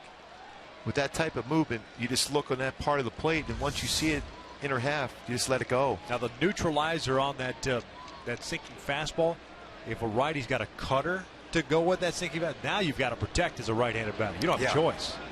Exactly. Albert made the slow walk down toward the clubhouse. Once we hear official word, we will certainly pass it along to you. Eric Ibar 1 for 2 on the night. 2 RBI single in the first, struck out in the 4th.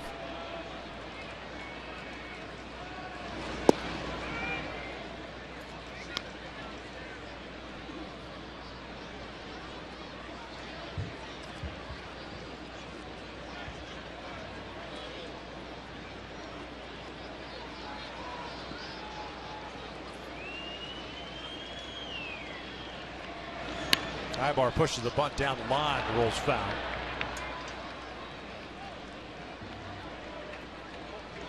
Not a bad idea. It's one thing we like to see more from Eric Ibar is doing that push bunt or even a drag bunt down the first baseline. Utilize that speed. He's always been one of the best as far as getting bunt singles and infield hits.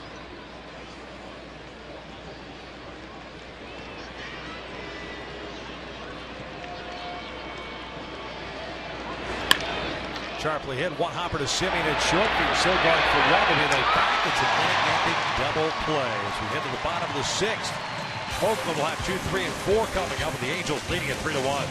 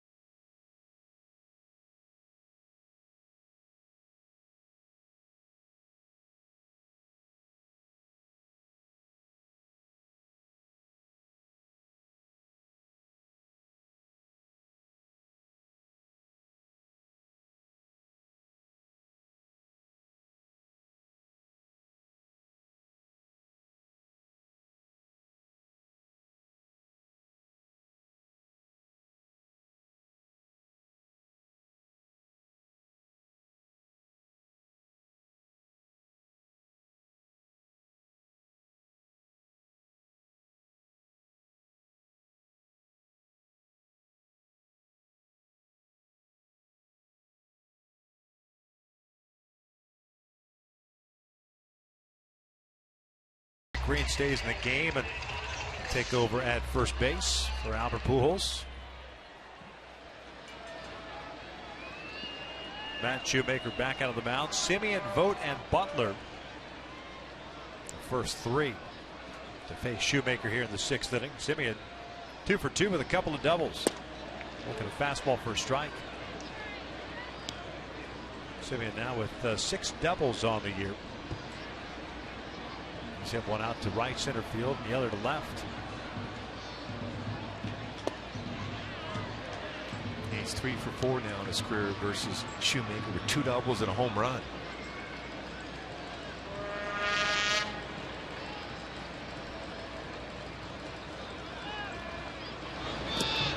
Two balls, 1 strike. You don't say it too often, but he overthrew his changeup there. To make sure he didn't make a mistake with that pitch. He just pulled that pitch too far and in the dirt. It's coming back with another changeup. Good one there. Good adjustment.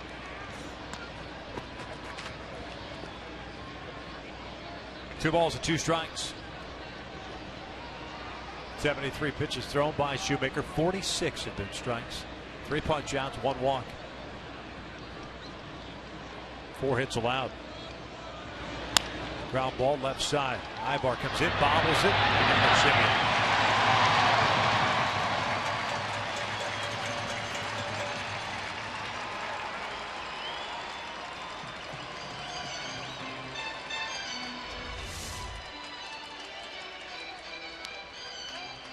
Off the heel of the glove and off the body. At that point, wise decision not to throw that baseball. But if he feels it cleanly, he's going to get Simeon running down the line.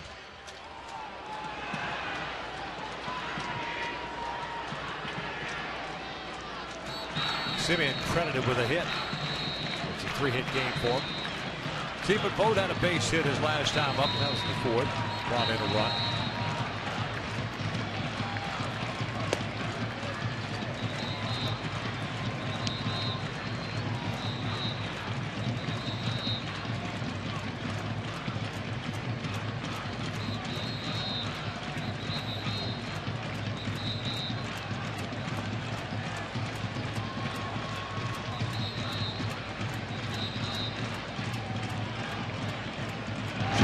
Simeon at first base. 3 stolen bases on the year, has not been caught stealing. Oakland, as a matter of fact, has been perfect this season. Stolen base category, 13 for 13.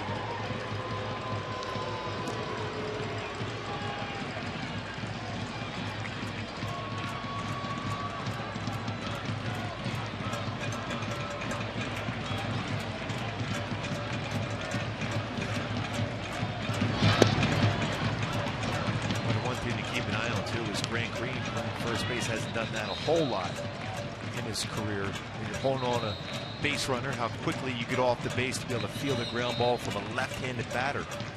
Take away that hole between first and second.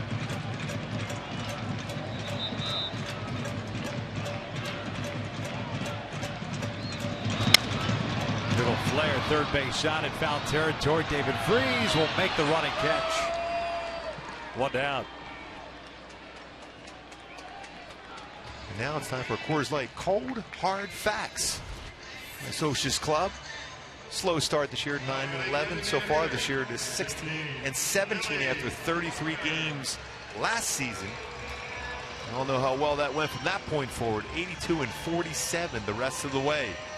And you'd love to be off to a quick start. It's all about, as Mike Swisher said, to get that consistency from his lineup, and this team will take off.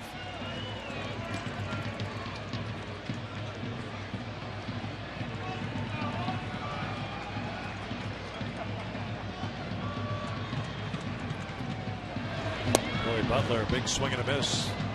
Butler grounded into a double play in the 4th inning. Shoemaker could use one of those here in the 6th.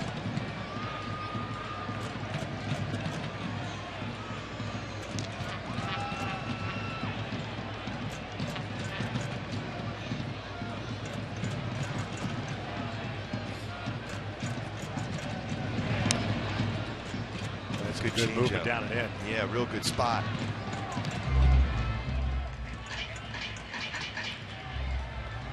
Now, Butler has that good power when fastballs up and away, breaking balls up and away. So you throw that changeup down and in, he's going to hit that ball on the ground. If you get an infielder, you're going to get that double play. Last time up, he got that pitch, off-speed pitch off the end of the bat for a 4-6-3 double play. Halo's starting to get some action in their bullpen now. 2 guys warming, a lefty and a righty. These are Ramos, lefty, and Moore, the righty. A little bit of action. Their bullpen as well. Marcus Simeon, a leadoff single, stands at first base. 1 out. 1-2 from Shoemaker. 2 balls, 2 strikes. Halos with 2 runs in the 1st. Added a run in the 3rd on Trout's home run. Oakland got a run in the 4th.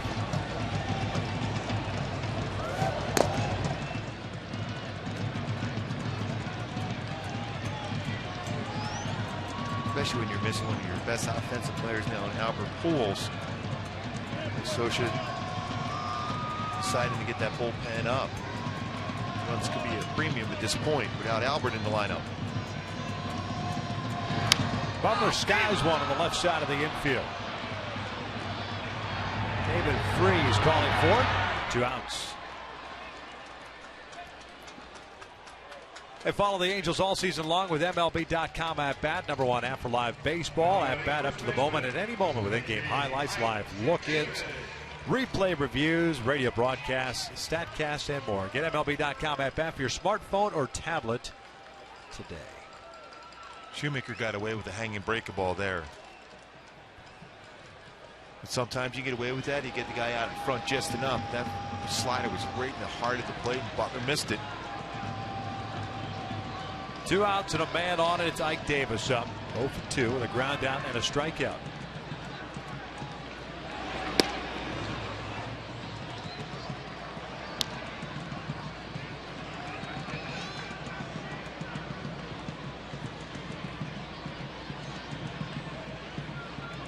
Davis still off the plate. He's always been one of those guys that's really off the plate. Stood real tall. Made a mistake in, he would crush it. Pulls this one down the right field line. That is a fair ball to the corner. Simeon is going to be waved around by Gallego. Ike Davis goes to second, and it's a one-run lead for the Angels. That ball gets away from Iannetta, and Davis will advance to third. Chris needs to knock that baseball down as much as possible, especially with no play at the plate.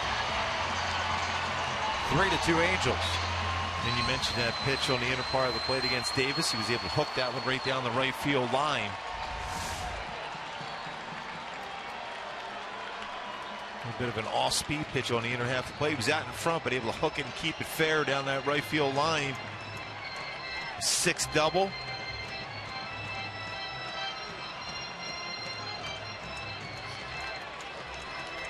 Pitching change. Matt Shoemaker is done. The Angels clinging now to a one-run lead.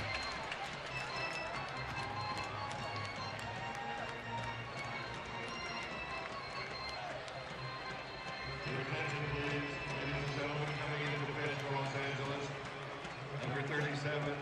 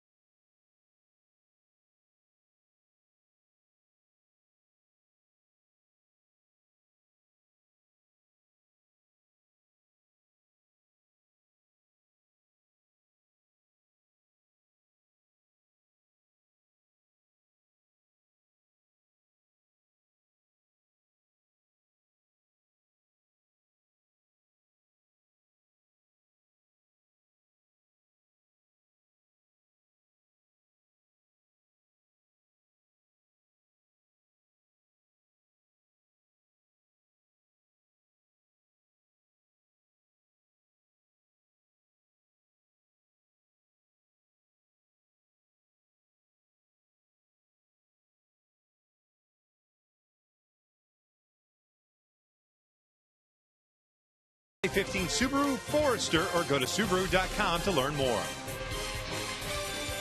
Halos lead now 3-2. Bottom of the 6th inning with 2 outs. The tying run over at third base. Cesar Ramos takes over on the mound here for Matt Shoemaker. Ramos pitching in his 9th game. 1-0 record of 1.59 ERA. This one down and away. Reddick drew a 4-pitch walk in the 5th inning. That was his last plate appearance. He's 0 for 1 tonight as he had a fly ball to left in the 2nd. Ramos 5 strikeouts, 2 walks in 5 2/3. Johnny Giavitello unfortunately gets charged with an error, allowing Davis to advance to third base. 1-0. 2 balls and no strikes. For the Angels, that's their 13th error of the season. Yeah, it's a tough error for Giavitello. Solid effort for Matt Shoemaker. 5 2/3. 1 walk, 3 punch outs, 6 hits allowed.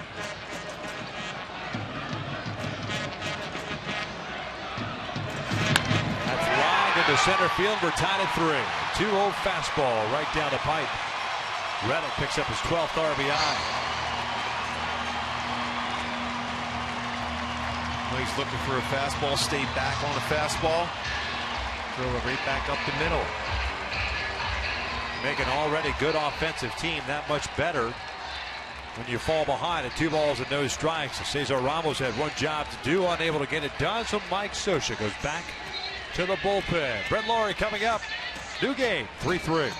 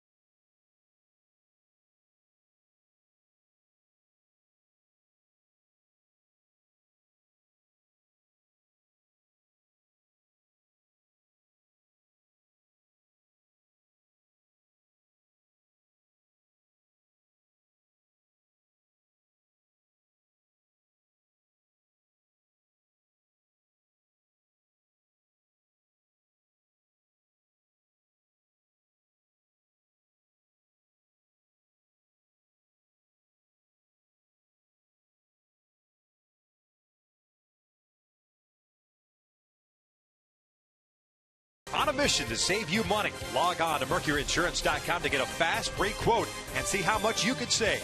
And by Hyundai. Great deals on amazing cars are going on now at your Hyundai dealer. Visit buyhyundai.com today. 3-3 game with Oakland scoring twice here in the 6th inning, looking for more. Reddick standing over at first base. Mike Moore on the mound. His 11th game of the season.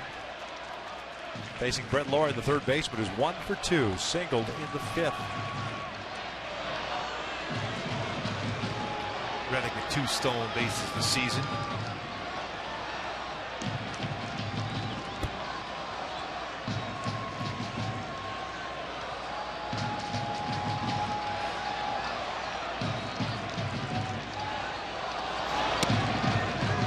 No 1 count.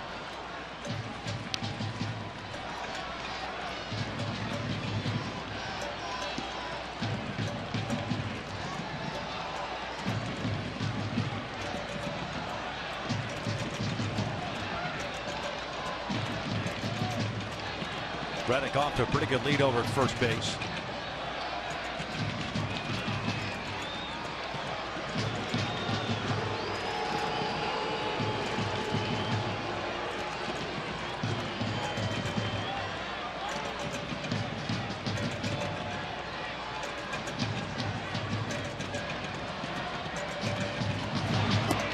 Good off-speed pitch. And a quick pitch, too, after stepping off.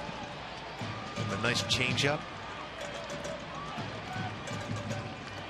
Now, last time Brett Laurie was up, Shoemaker was up 0-2 on him through a breaking ball and ended up going to the inner part of the plate and got a base hit. Expanded his zone way off the outside corner.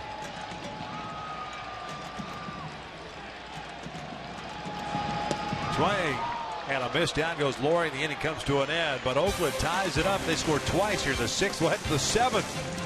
3-3 tie.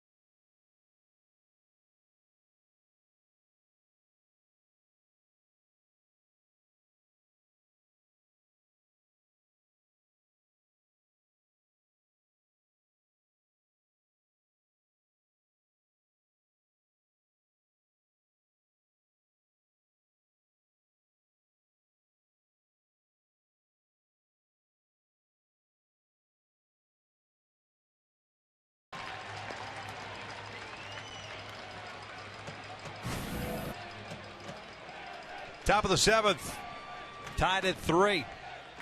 And it's Ryan Cook now on in relief for the Oakland Athletics. Cook, a guy out of USC, good stuff, but got knocked around a little bit toward the end of last year. Spring training did not have a good spring and was sent down to the minor leagues. Yeah, he's always had a great arm, a power fastball.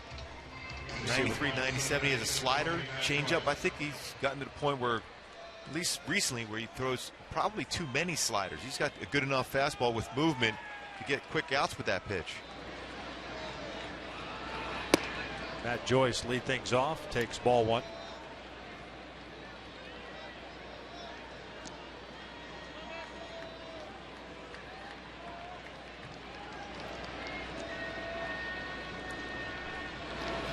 Matt Joyce 0 for 2, couple of strikeouts. Dan Otero worked a scoreless 6th inning, so add another scoreless inning to his ledger against the Angels. And Cook can get wild, and he can bounce the pitches in the dirt. And that was one of the big problems that he had toward the end of last year. He falls behind here at 3 balls and no strikes.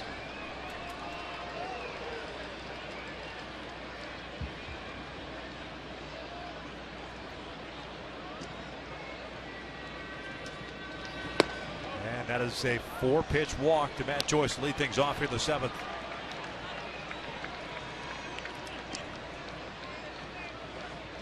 Bring up C.J. Cron. Another pitch out of the strike zone. You might see Number 24, the pitching coach come out and have a conversation with Ryan Cook.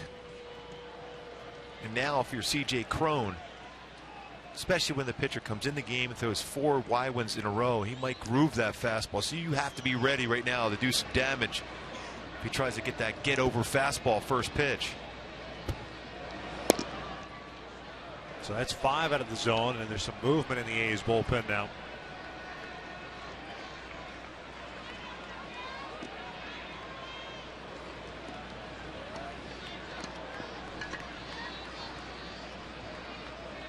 Cook last year a 1-3 record, a 3.42 overall ERA, but an ERA of 6 in the month of September. There's a strike here. The one game against the Angels where command really was a huge issue. He can't control that movement on his fastball at times, and he would definitely overthrow his slider. Going right back with a fastball here. Now you got to be ready if you're C.J. Cron. Throw the first, and you got to be careful if you're Matt Joyce. That was a quick move. Yeah, you're not. I can't imagine you're trying to steal anything. The 7th inning of a game, you got to be very, very careful. That's one of those moves too. That's a quick move, almost borderline balk move, because you didn't step towards first necessarily right away as a right-handed pitcher. So you're reading that front leg, and you don't see that leg pointing towards you at first. Very tough for an umpire to see that, but that was borderline.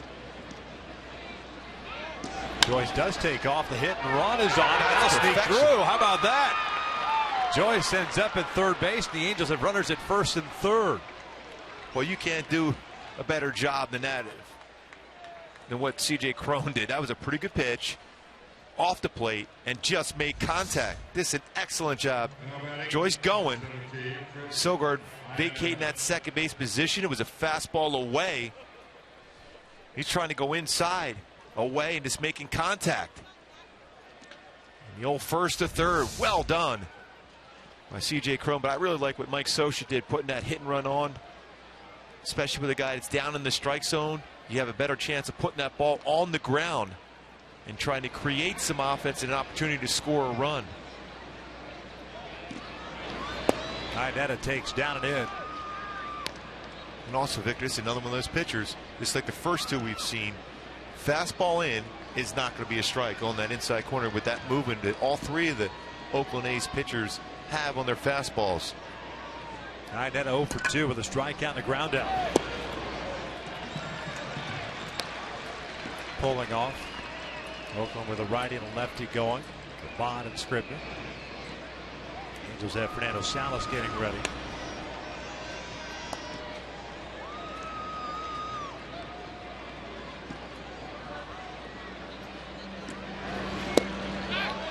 Inetta went around 1-2.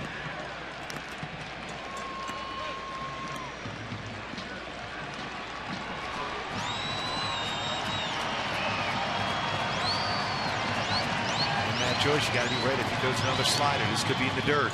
3 wild pitches last year in 50 innings pitched. Inetta takes one right down the middle for the first out. Chris is just a complete guess hitter right now. And this is a hanging slider. The perfect pitch as a hitter that you want to hit the ball in the air.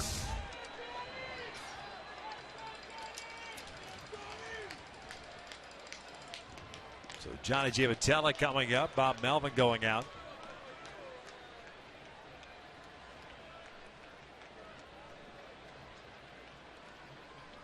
Could be discussion about a potential suicide squeeze being put on.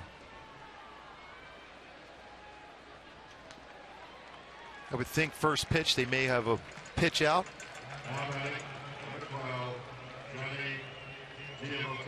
Or at the very least, Ryan Cook might step off the pitching rubber when he goes into that stretch position, is to see, as a manager, if there's any indication that something is going to be put on. A lot of times you'll think that, especially with the number 9 hitter up, but Giavitello doesn't bunt a whole lot. No. It's 1 for 2 tonight. A line out and a single. He will look at a strike.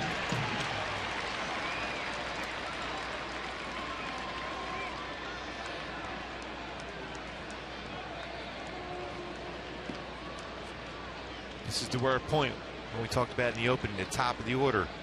All 3 runs scored by the top 2. This is when you need the bottom part of the order to come through. Joyce standing at third base. Giavitello looks at strike 2. A walk by Joyce on 4 pitches, and the hit and run executed to perfection, putting runners at first and third, but Iannetta went down looking. And Giavitello in the hole here at 0-2. Cole Calhoun, the leadoff man, on deck. Outfield playing very shallow with Giavitello at the plate. Johnny takes up and in.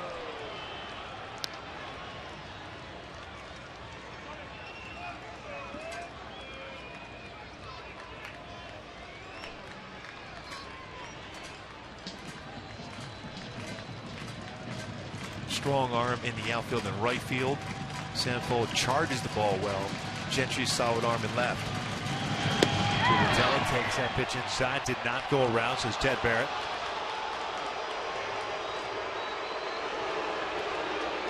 Two balls, 2 strikes. Pretty close.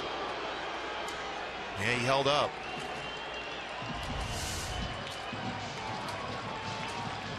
Giavitello talking to himself, trying to stay back, look for a pitch you could hit in the air deep enough to get the run home.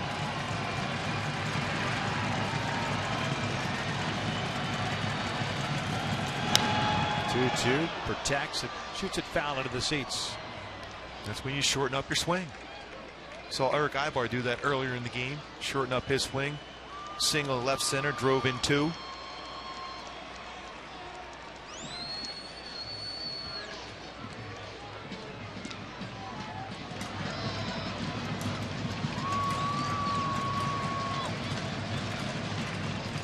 Oakland tying it up in the bottom of the 6th with 2 runs.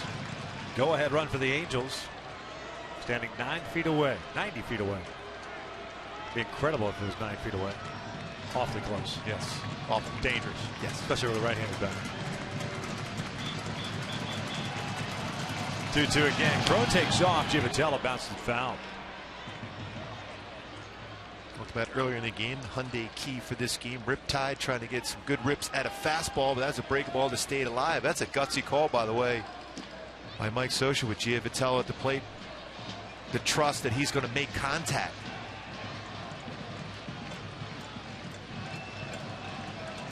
$17 pitches thrown by Ryan Cook. 8 balls, 9 strikes. Hasn't bounced any of those sliders yet. He's going to throw a slider here. Something off speed. Crone doesn't go this time, and Giavitello delivers with a base hit up the middle. Joyce will score, and the Angels are back on top 4-3. What do you call him? Johnny Be Good. There you go. Picks up his 9th RBI of the season. And that's just another great at bat. We talked about Eric Ibar's great at bat earlier in the game. That's a solid at bat by Giavitello. Fought off a couple good pitchers' pitches. Finally got a mistake. Middle part of the plate, back up the middle for an RBI single for Giavitello. A slider that stayed true up the middle. Ryan Cook knew he made a mistake, and Giavitello made him pay for it. Bob Melvin back out with the hook, and Giavitello's pumped, as are the Angels. They're back on top 4-3.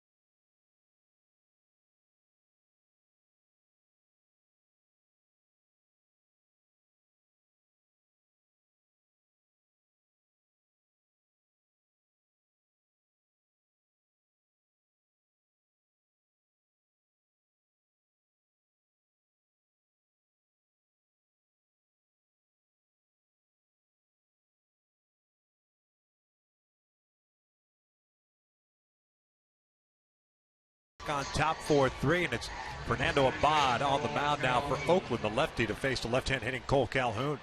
Well, I'll tell you what, I love that energy that Johnny Vitello makes. And when he reacted after that base hit, pumping his fist.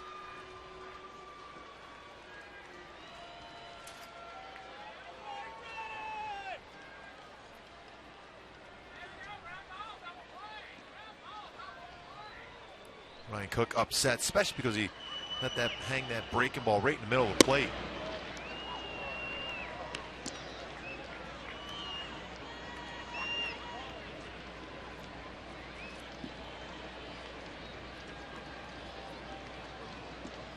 Abad's fastball is 88-92. Throws a cut fastball, curveball, changeup. Elevates a lot of fastballs though. And Calhoun can jump a high fastball. Missed in off the plate. It's 2 balls and no strikes.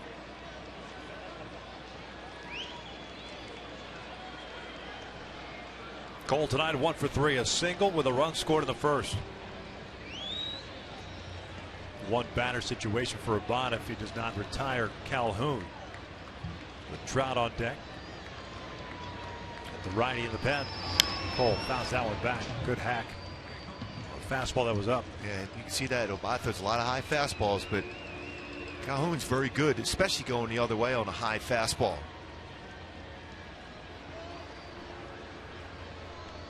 Just 1 for 5 against Abad, but that one big fly.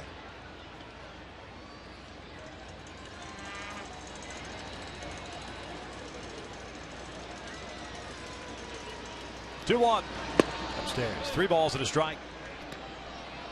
Ryan Cook responsible for the 2 guys on base. Crone at second, Giavotella at first. Lasting a third of an inning.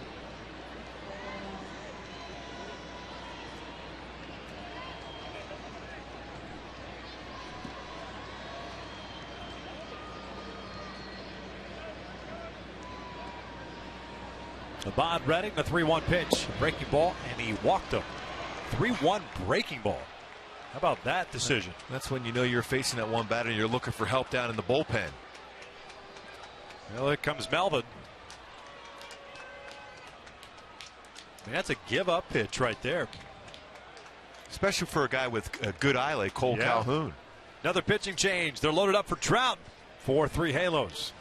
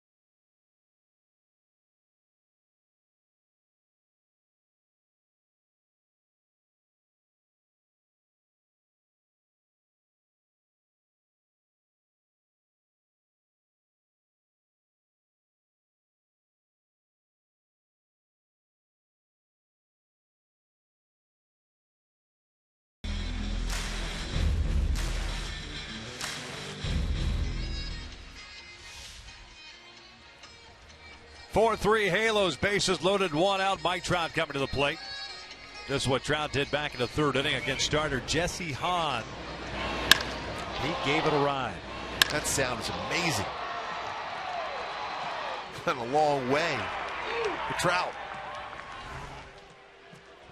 No place to put him. Scribner comes into the ball game, taking over for Fernando Abad. Scribner pitching in his 10th ball game. No record of 1.46 ERA. 12 and a third innings, 7 hits, 14 strikeouts, 1 walk. Trout in his career 2 for 5 against Scribner. This year with the bases loaded, Mike just 0 for 1.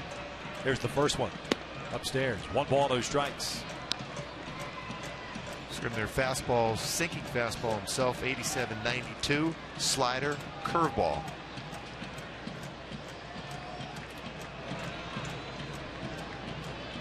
Crone at third. Giavatello at second. Calhoun at first.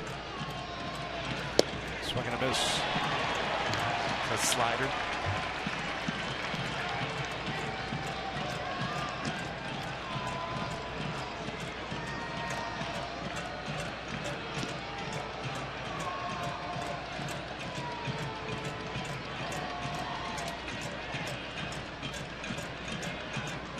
Outfield straight around, fold maybe a couple of steps in and center. As is Reddick at right.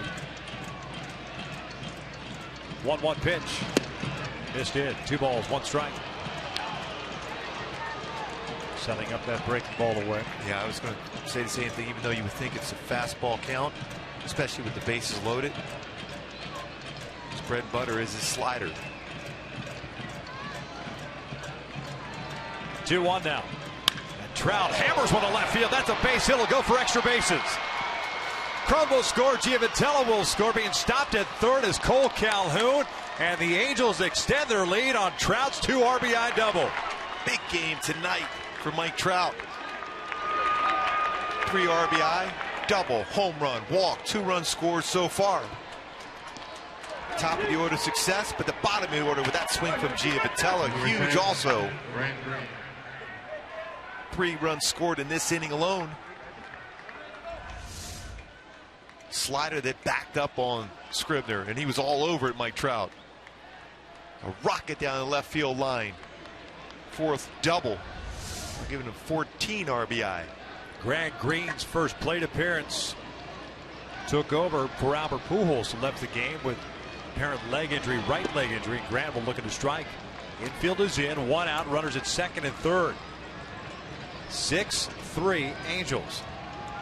Oakland tied it up at the bottom of the 6th inning. The Halos back on top with 3 here in the 7th. Trout now has 22 RBI in his last 18 games here in Oakland.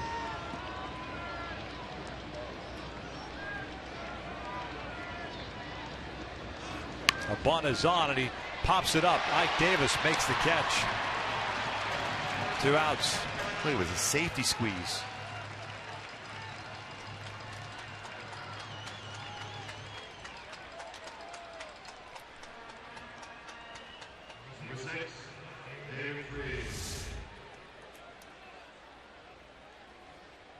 And Grant Green hasn't bunted a whole lot in his career. And just kind of stabbed at the baseball.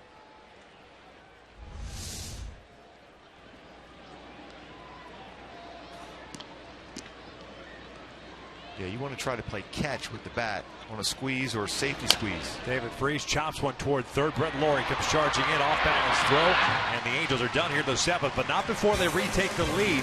Single by Giavatello, 2 RBI double by Trout, and the Angels lead it 6-3.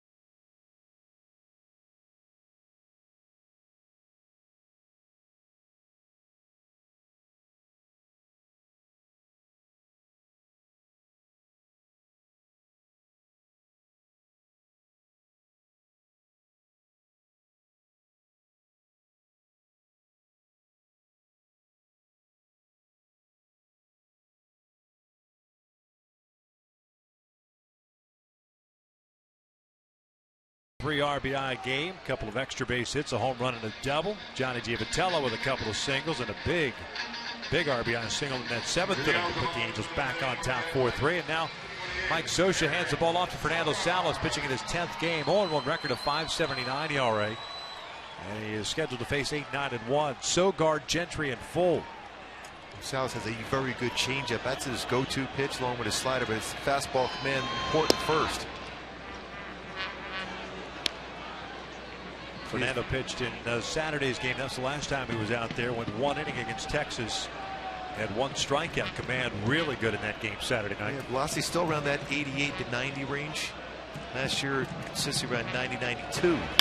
This one down the left field line, and that will get down and go for extra bases. A lead-off extra base hit for Eric Sogard on a pitch that was up in the zone.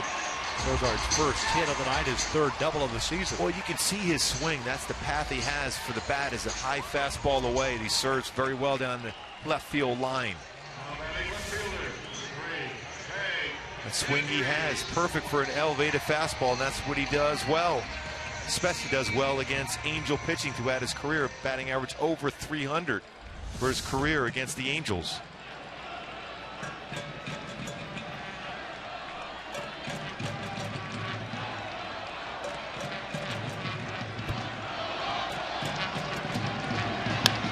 Gentry swinging first pitch, bounces one to Ibar, and low throw dug out by Green. 1 away. Played well by Grant Green on that low throw. He's been taking a lot of practice throws like that. He's doing it the Big A. Tracks it well, stays down. Good job by Grant Green to be able to pick that low throw from Eric Ibar. And the more practice you get, the more comfortable you are at that position. And also, big out didn't allow Sogard to advance because of the ground ball on that side of the field. Top of the order now, Sam Full. Dallas delivers high. Full, the center fielder, 0 for 3. 2 fly balls to the outfield, 1 strikeout.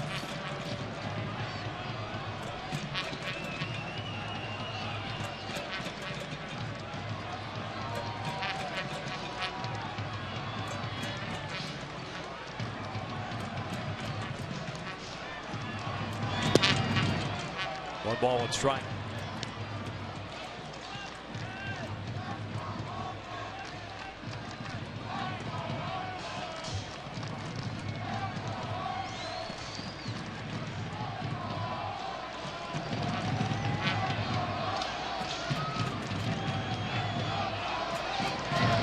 Chopper right side. Giavitello.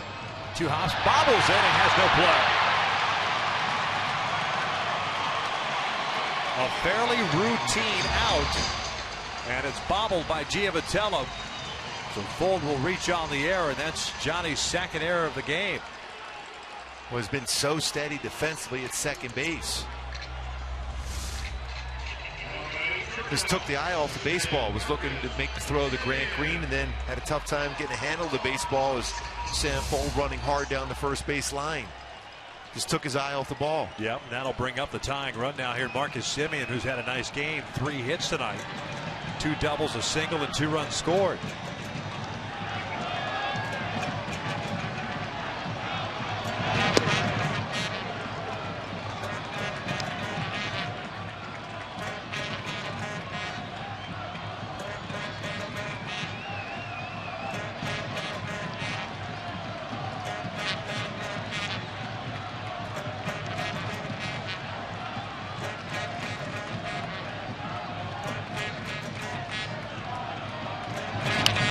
Popped him up right side. Giavitello. Infield dirt. 2 down. Fernando Salas doing a nice job as soon as that ball was hit. Make sure he got behind Chris Iannetta, backing up home. Fernando Salas picking up Giavitello. Now trying to pick up the rest of the defense to get through this inning with no damage.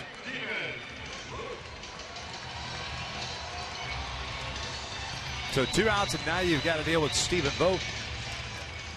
Dangerous hitter. 1 for 3 game for the A's catcher. Single home run in the 4th inning.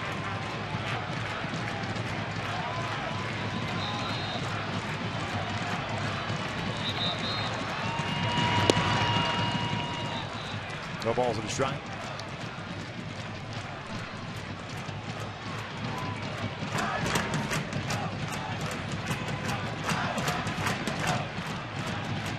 Zogard to lead off double, standing at third base. Full reaching on the air over at first. Full takes off. Pitch cut on and fouled back. An 0-2 count. Full will head back to first. Well, he had a pretty good swing at that pitch. Fouled it straight back. And your focus right on Vogt. Don't worry about Sam Fold.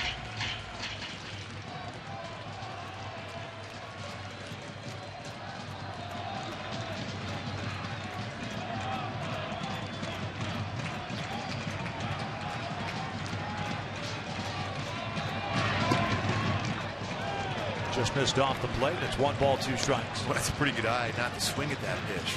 Change up, very good change up. Fernando Salas just off the corner. Somebody must have hollered something from the Angels dugout. Our Fox track that we have on every pitch in our booth had the pitch off the plate. Scott Berry's been very consistent behind the plate in this game. Full again, takes off 1-2, fouled back. High fastball there. That one way out of strike zone. And he's on both of those high fastballs in this at bat so far.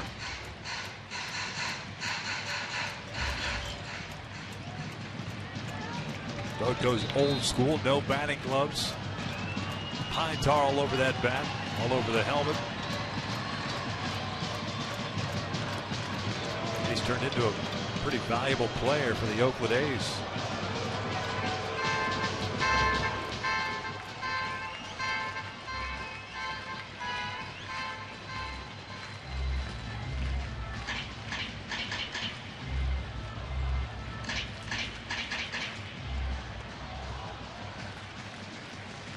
Picked up prior to the 2013 season from the Tampa Bay Rays for good old cash considerations. Another 1-2. Way inside. Pretty close to a swing, too. It's similar to what happened with Trout on the pitch inside. Been able to hold off on his swing. Slider down and in.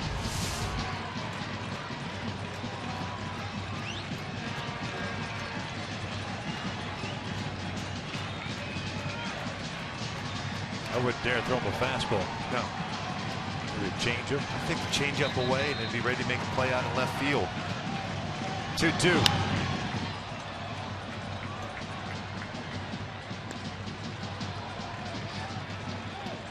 mph. A little firmer than normal on his changeup, that one.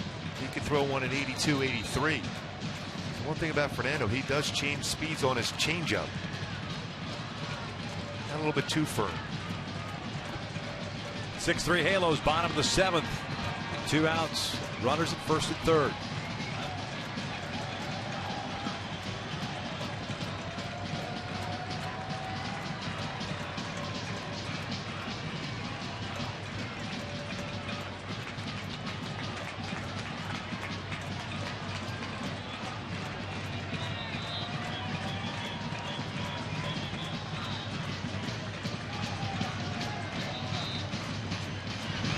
Back up the middle. Nice snag by Salas. Getting over. Picking machine. Yep. 7 complete at the Coliseum. Halos still lead at 6-3.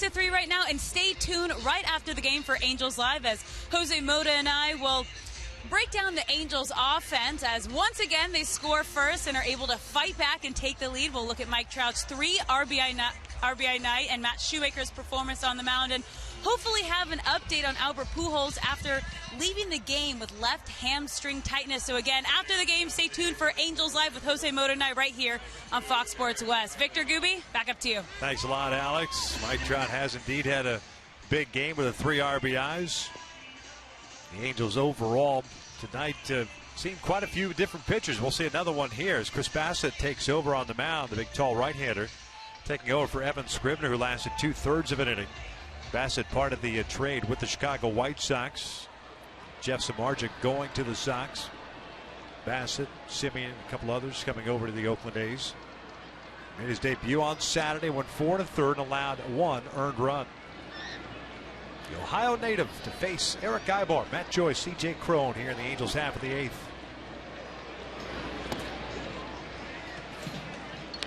He's got a good power fastball himself, 92 to 96. Hard slider, curveball, changeup. Product of the University of Akron. 16th round pick by the White Sox in 2011. Breaking ball in there. And it's an 0-2 count. Bassett 6'5", 210.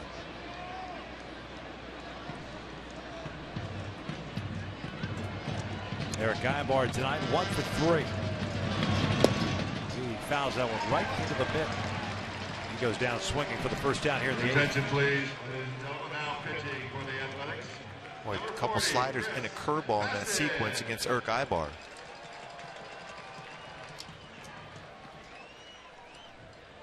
Number 20, Matt Joyce.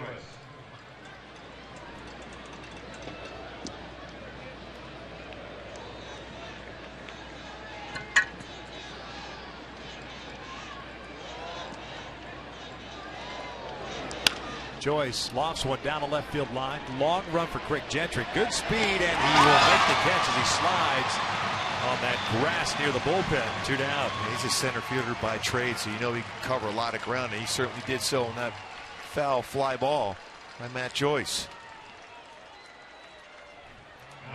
See how quick Gentry is. Sliding just as he goes in foul territory. Knowing you're getting close to that dirt area also. Home plate area, the bullpens. What's the old adage? Speed doesn't go into a slump. No. Not with that speed that Gentry has. Surprised he hasn't tried to bunt more often with the slow start on the offensive side that he's had. Pretty good bunter from what I remember. Yeah, he is. Real good as far as that push bunt down the first baseline. C.J. Cron 1 for 3. That base hit on a hit and run in the 7th. Well, this is when, as a power hitter, you're in a fastball count, no one on. This is when you let it go. You just think in terms of extra base hit.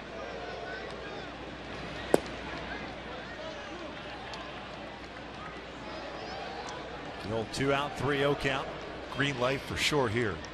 Joe Smith getting ready for the Angels. He'll pitch the bottom of the 8th. That's line to center field. Unfortunately, he hit it too hard. Right to Sam Fuld. Halos go down in order. We'll head to the bottom of the 8th. Angels still on top.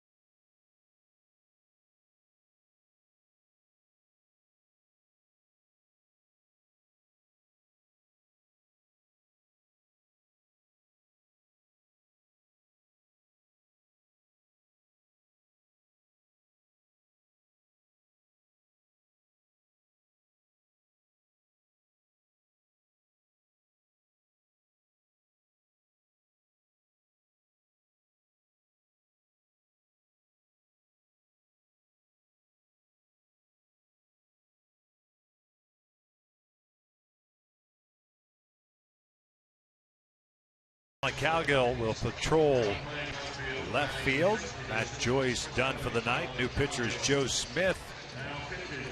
Joe last pitched on Sunday. Gave up that one hit to Mitch Moreland with 2 strikes, 2 outs, and tied the game, and the Angels eventually went on to lose that one. But here to pitch the 8th inning. It's his 9th game of the season. No record at a 1.13 ERA. His command of his fastball is so good. A lot of first pitch strikes for Joe Smith. Very good slider also.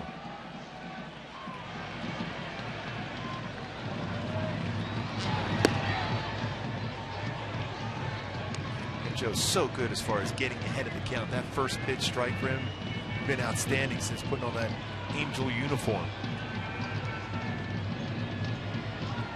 Butler, Davis, and Reddick for Oakland.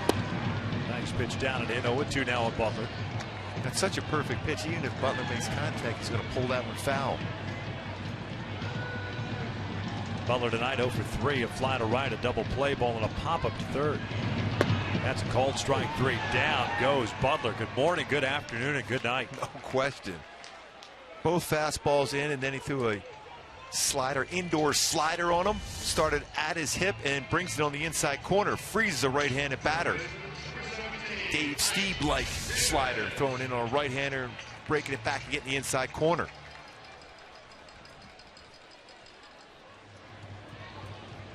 Ike Davis doubled home a run in the 6th inning and scored himself. 1 for 3 game for the first baseman. Double for Davis, 6th of the year. Down and in.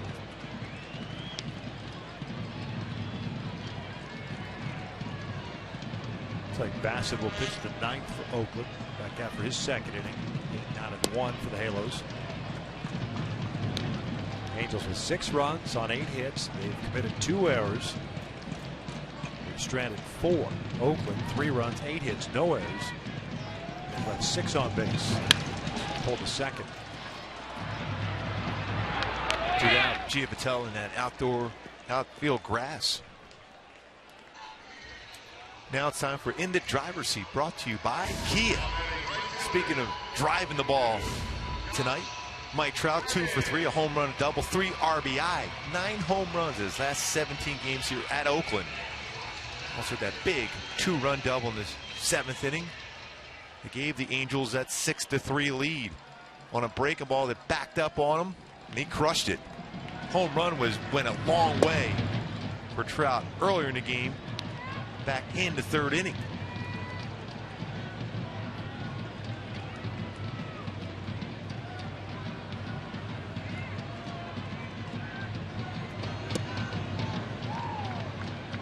Reddick 1 for 2.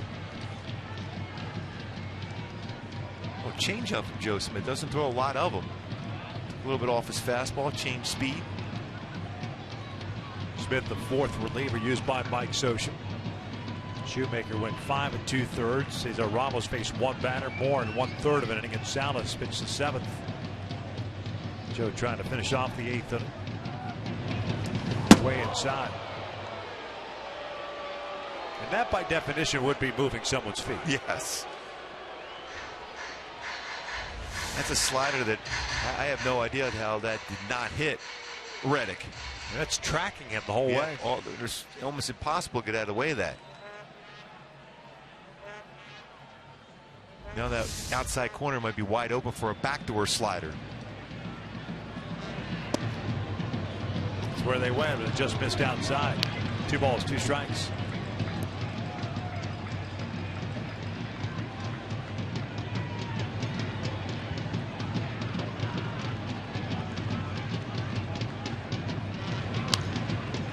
Back upstairs.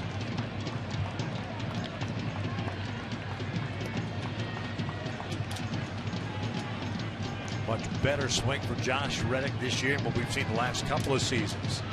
A lot more confidence at the plate, too. More compact. Remember, he had that long, kind of a loopy swing with uppercut. And swinging from his heels, pretty much. Maybe that was just a product or byproduct of the wrist problem that he had. Yeah, trying to generate the bat speed. Yeah. Full count now. Especially when pitchers know you have a wrist issue. You know you're getting a lot of pitches inside at the belt, at least. 3-2. Grounded to the left side. Ibar to the backhand. And a 1-2-3 inning for Joe Smith. 8 in the book. 6-3. Angels lead it.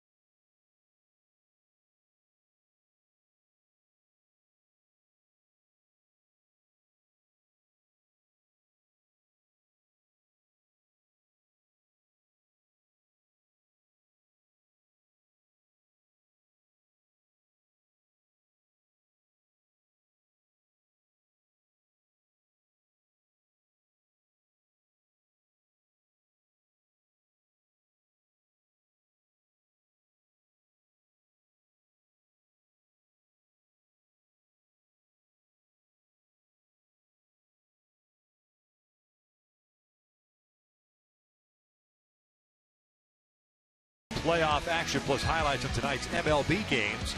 You can see Fox Sports Live tonight at 11 on Fox Sports 1 or see it simulcast right here on Fox Sports West.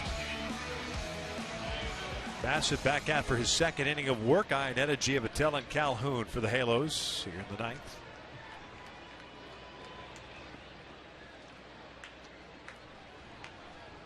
Iannetta 0 for 3, 2 punch outs and a ground ball to first. Bassett worked a 1-2-3 eighth. Just off the plate.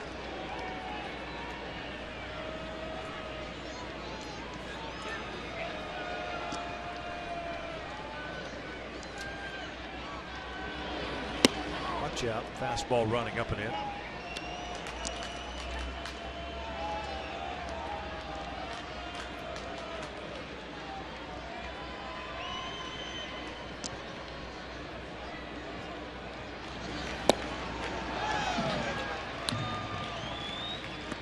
To see the frustration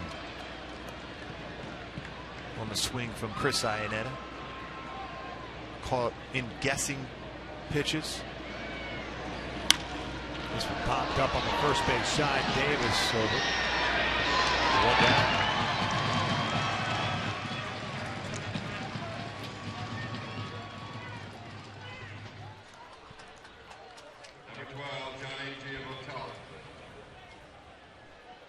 So Giavotella with bat here with 1 out, 2 for 3 tonight, couple of singles and an RBI.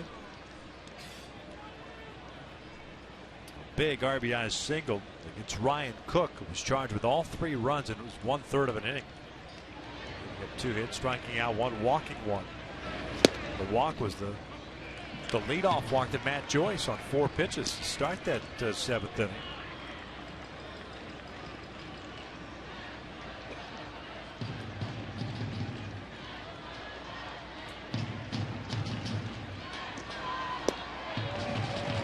In front of the breaking ball, 0-2.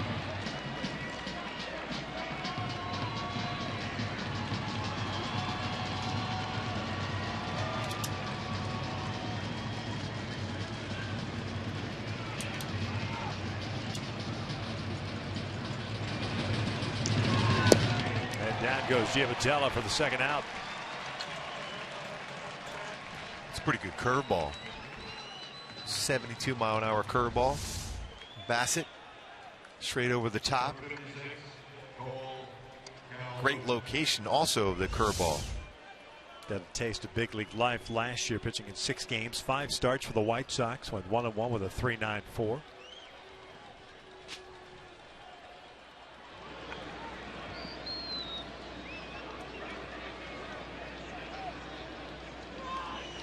Cole swing and a miss on a breaking ball. Calhoun tonight 1 for 3, a single and a walk.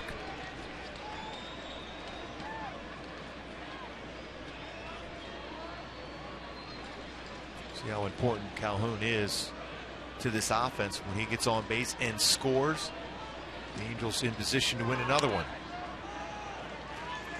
Houston Street getting ready for the Angels. The bottom of the ninth. Oakland will have the bottom third of its order coming up. Laurie, Sogard, and Gentry. Angels trying to even up this series at a game apiece. Albert Pujols coming out of the ball game after a leadoff single in the 6th. Apparent leg injury, hamstring injury. Learn more about that. Hopefully it's just a cramp. But, he was walking better as he went up into the dugout and up the tunnel.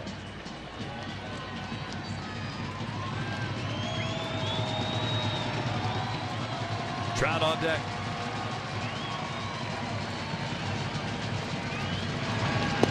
Two balls, 2 strikes.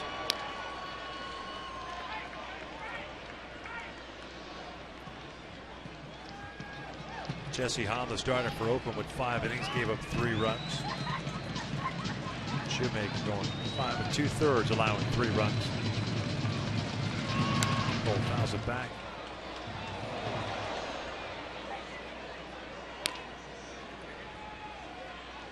Well, Bassett got away with a mistake changeup. That was right out over the plate.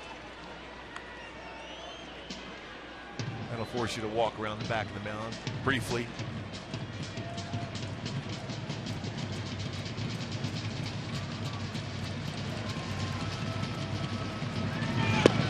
Full count. Another quality at bat for Cole Calhoun once again. Single and a walk. Scored a run today.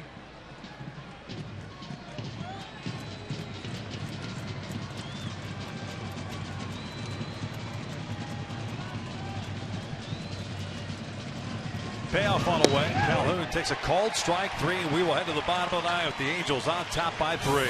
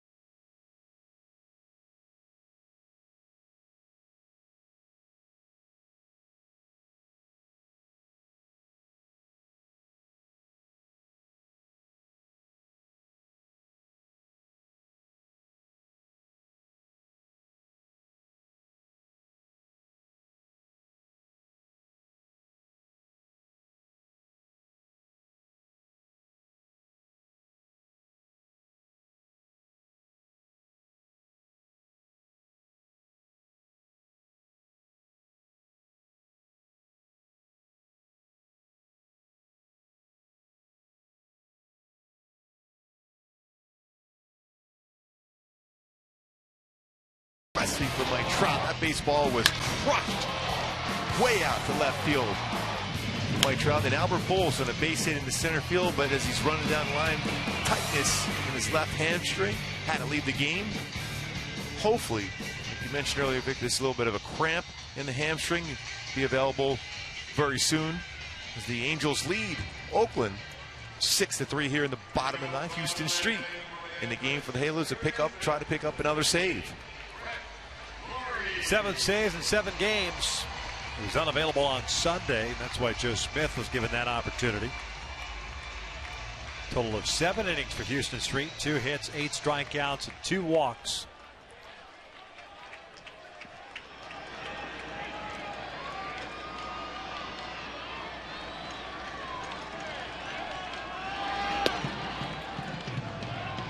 back here, and Mike Moore. He'll be in a position to pick up the W. Houston Street can pick up save.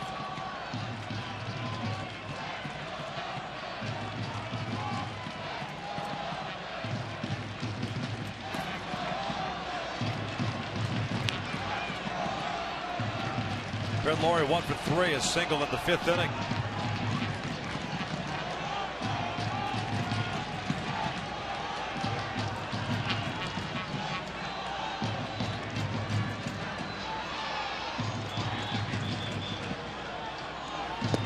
That's a strike.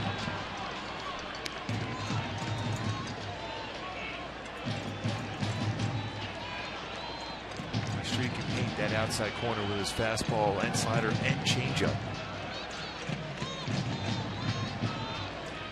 1-2 on the way. Downstairs, 2 balls and 2 strikes.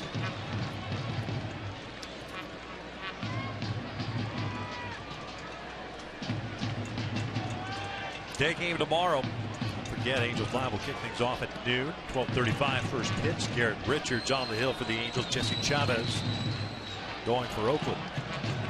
Originally it's supposed to be Scott Kazmir. Now the 2-2. Orioles swing and a miss. There he goes. There's out number 1. Great location. This hard slider from Houston Street. And Brett Laurie will expand the strike zone. Will chase, especially sliders out of the zone.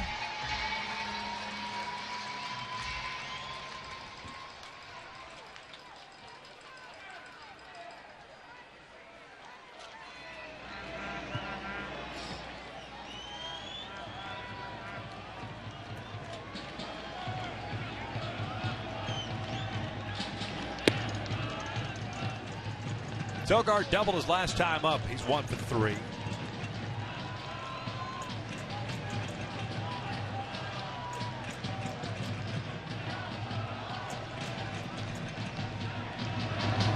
This one's out towards center. Trout got a beat on it. 2 down.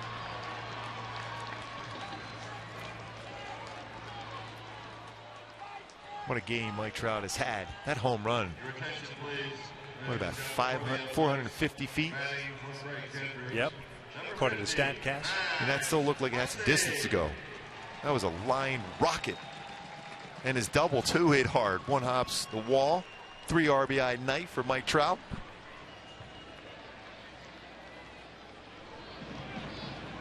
Max Muncy pinch hitting here for Craig Gentry. 2 outs.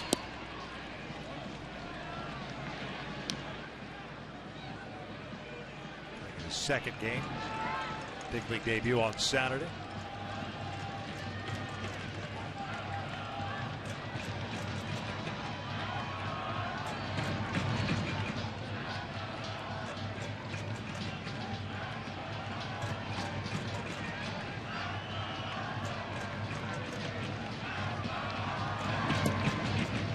Down and away.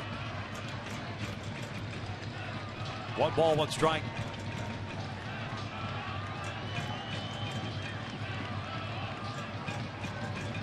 Muncy last year spent all of last season at Double-A Midland. 264 average there with 7 home runs. That one's up and away. 2 balls and a strike. 5th round pick in 2012 by the A's.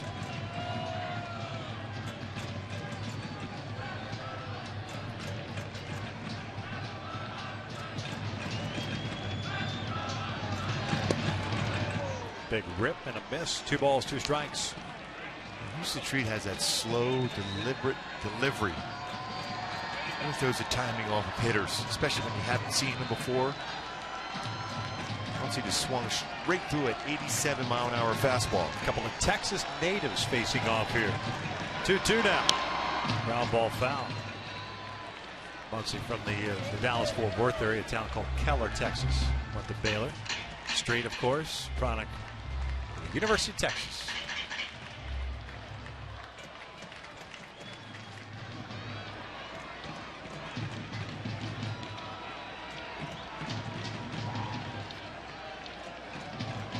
Houston with the sign is ready. Now the 2-2 again. Swing and a miss. Light that baby up as the Angels take game 2 against the Athletics. 6-3 the final. 8th save for Houston Street. Mike Morin picks up the win, but Mike Trout, what a game. Top of the order success. We talked about it in the opening. Cole Calhoun did his job. Mike Trout really had a great game. Johnny Giavitello, what a hit he had. First and third came through that line drive back up the middle. Couple hit performance from Johnny Giavitello. But Mike Trout, what a game. What a home run. What a double. A couple runs scored.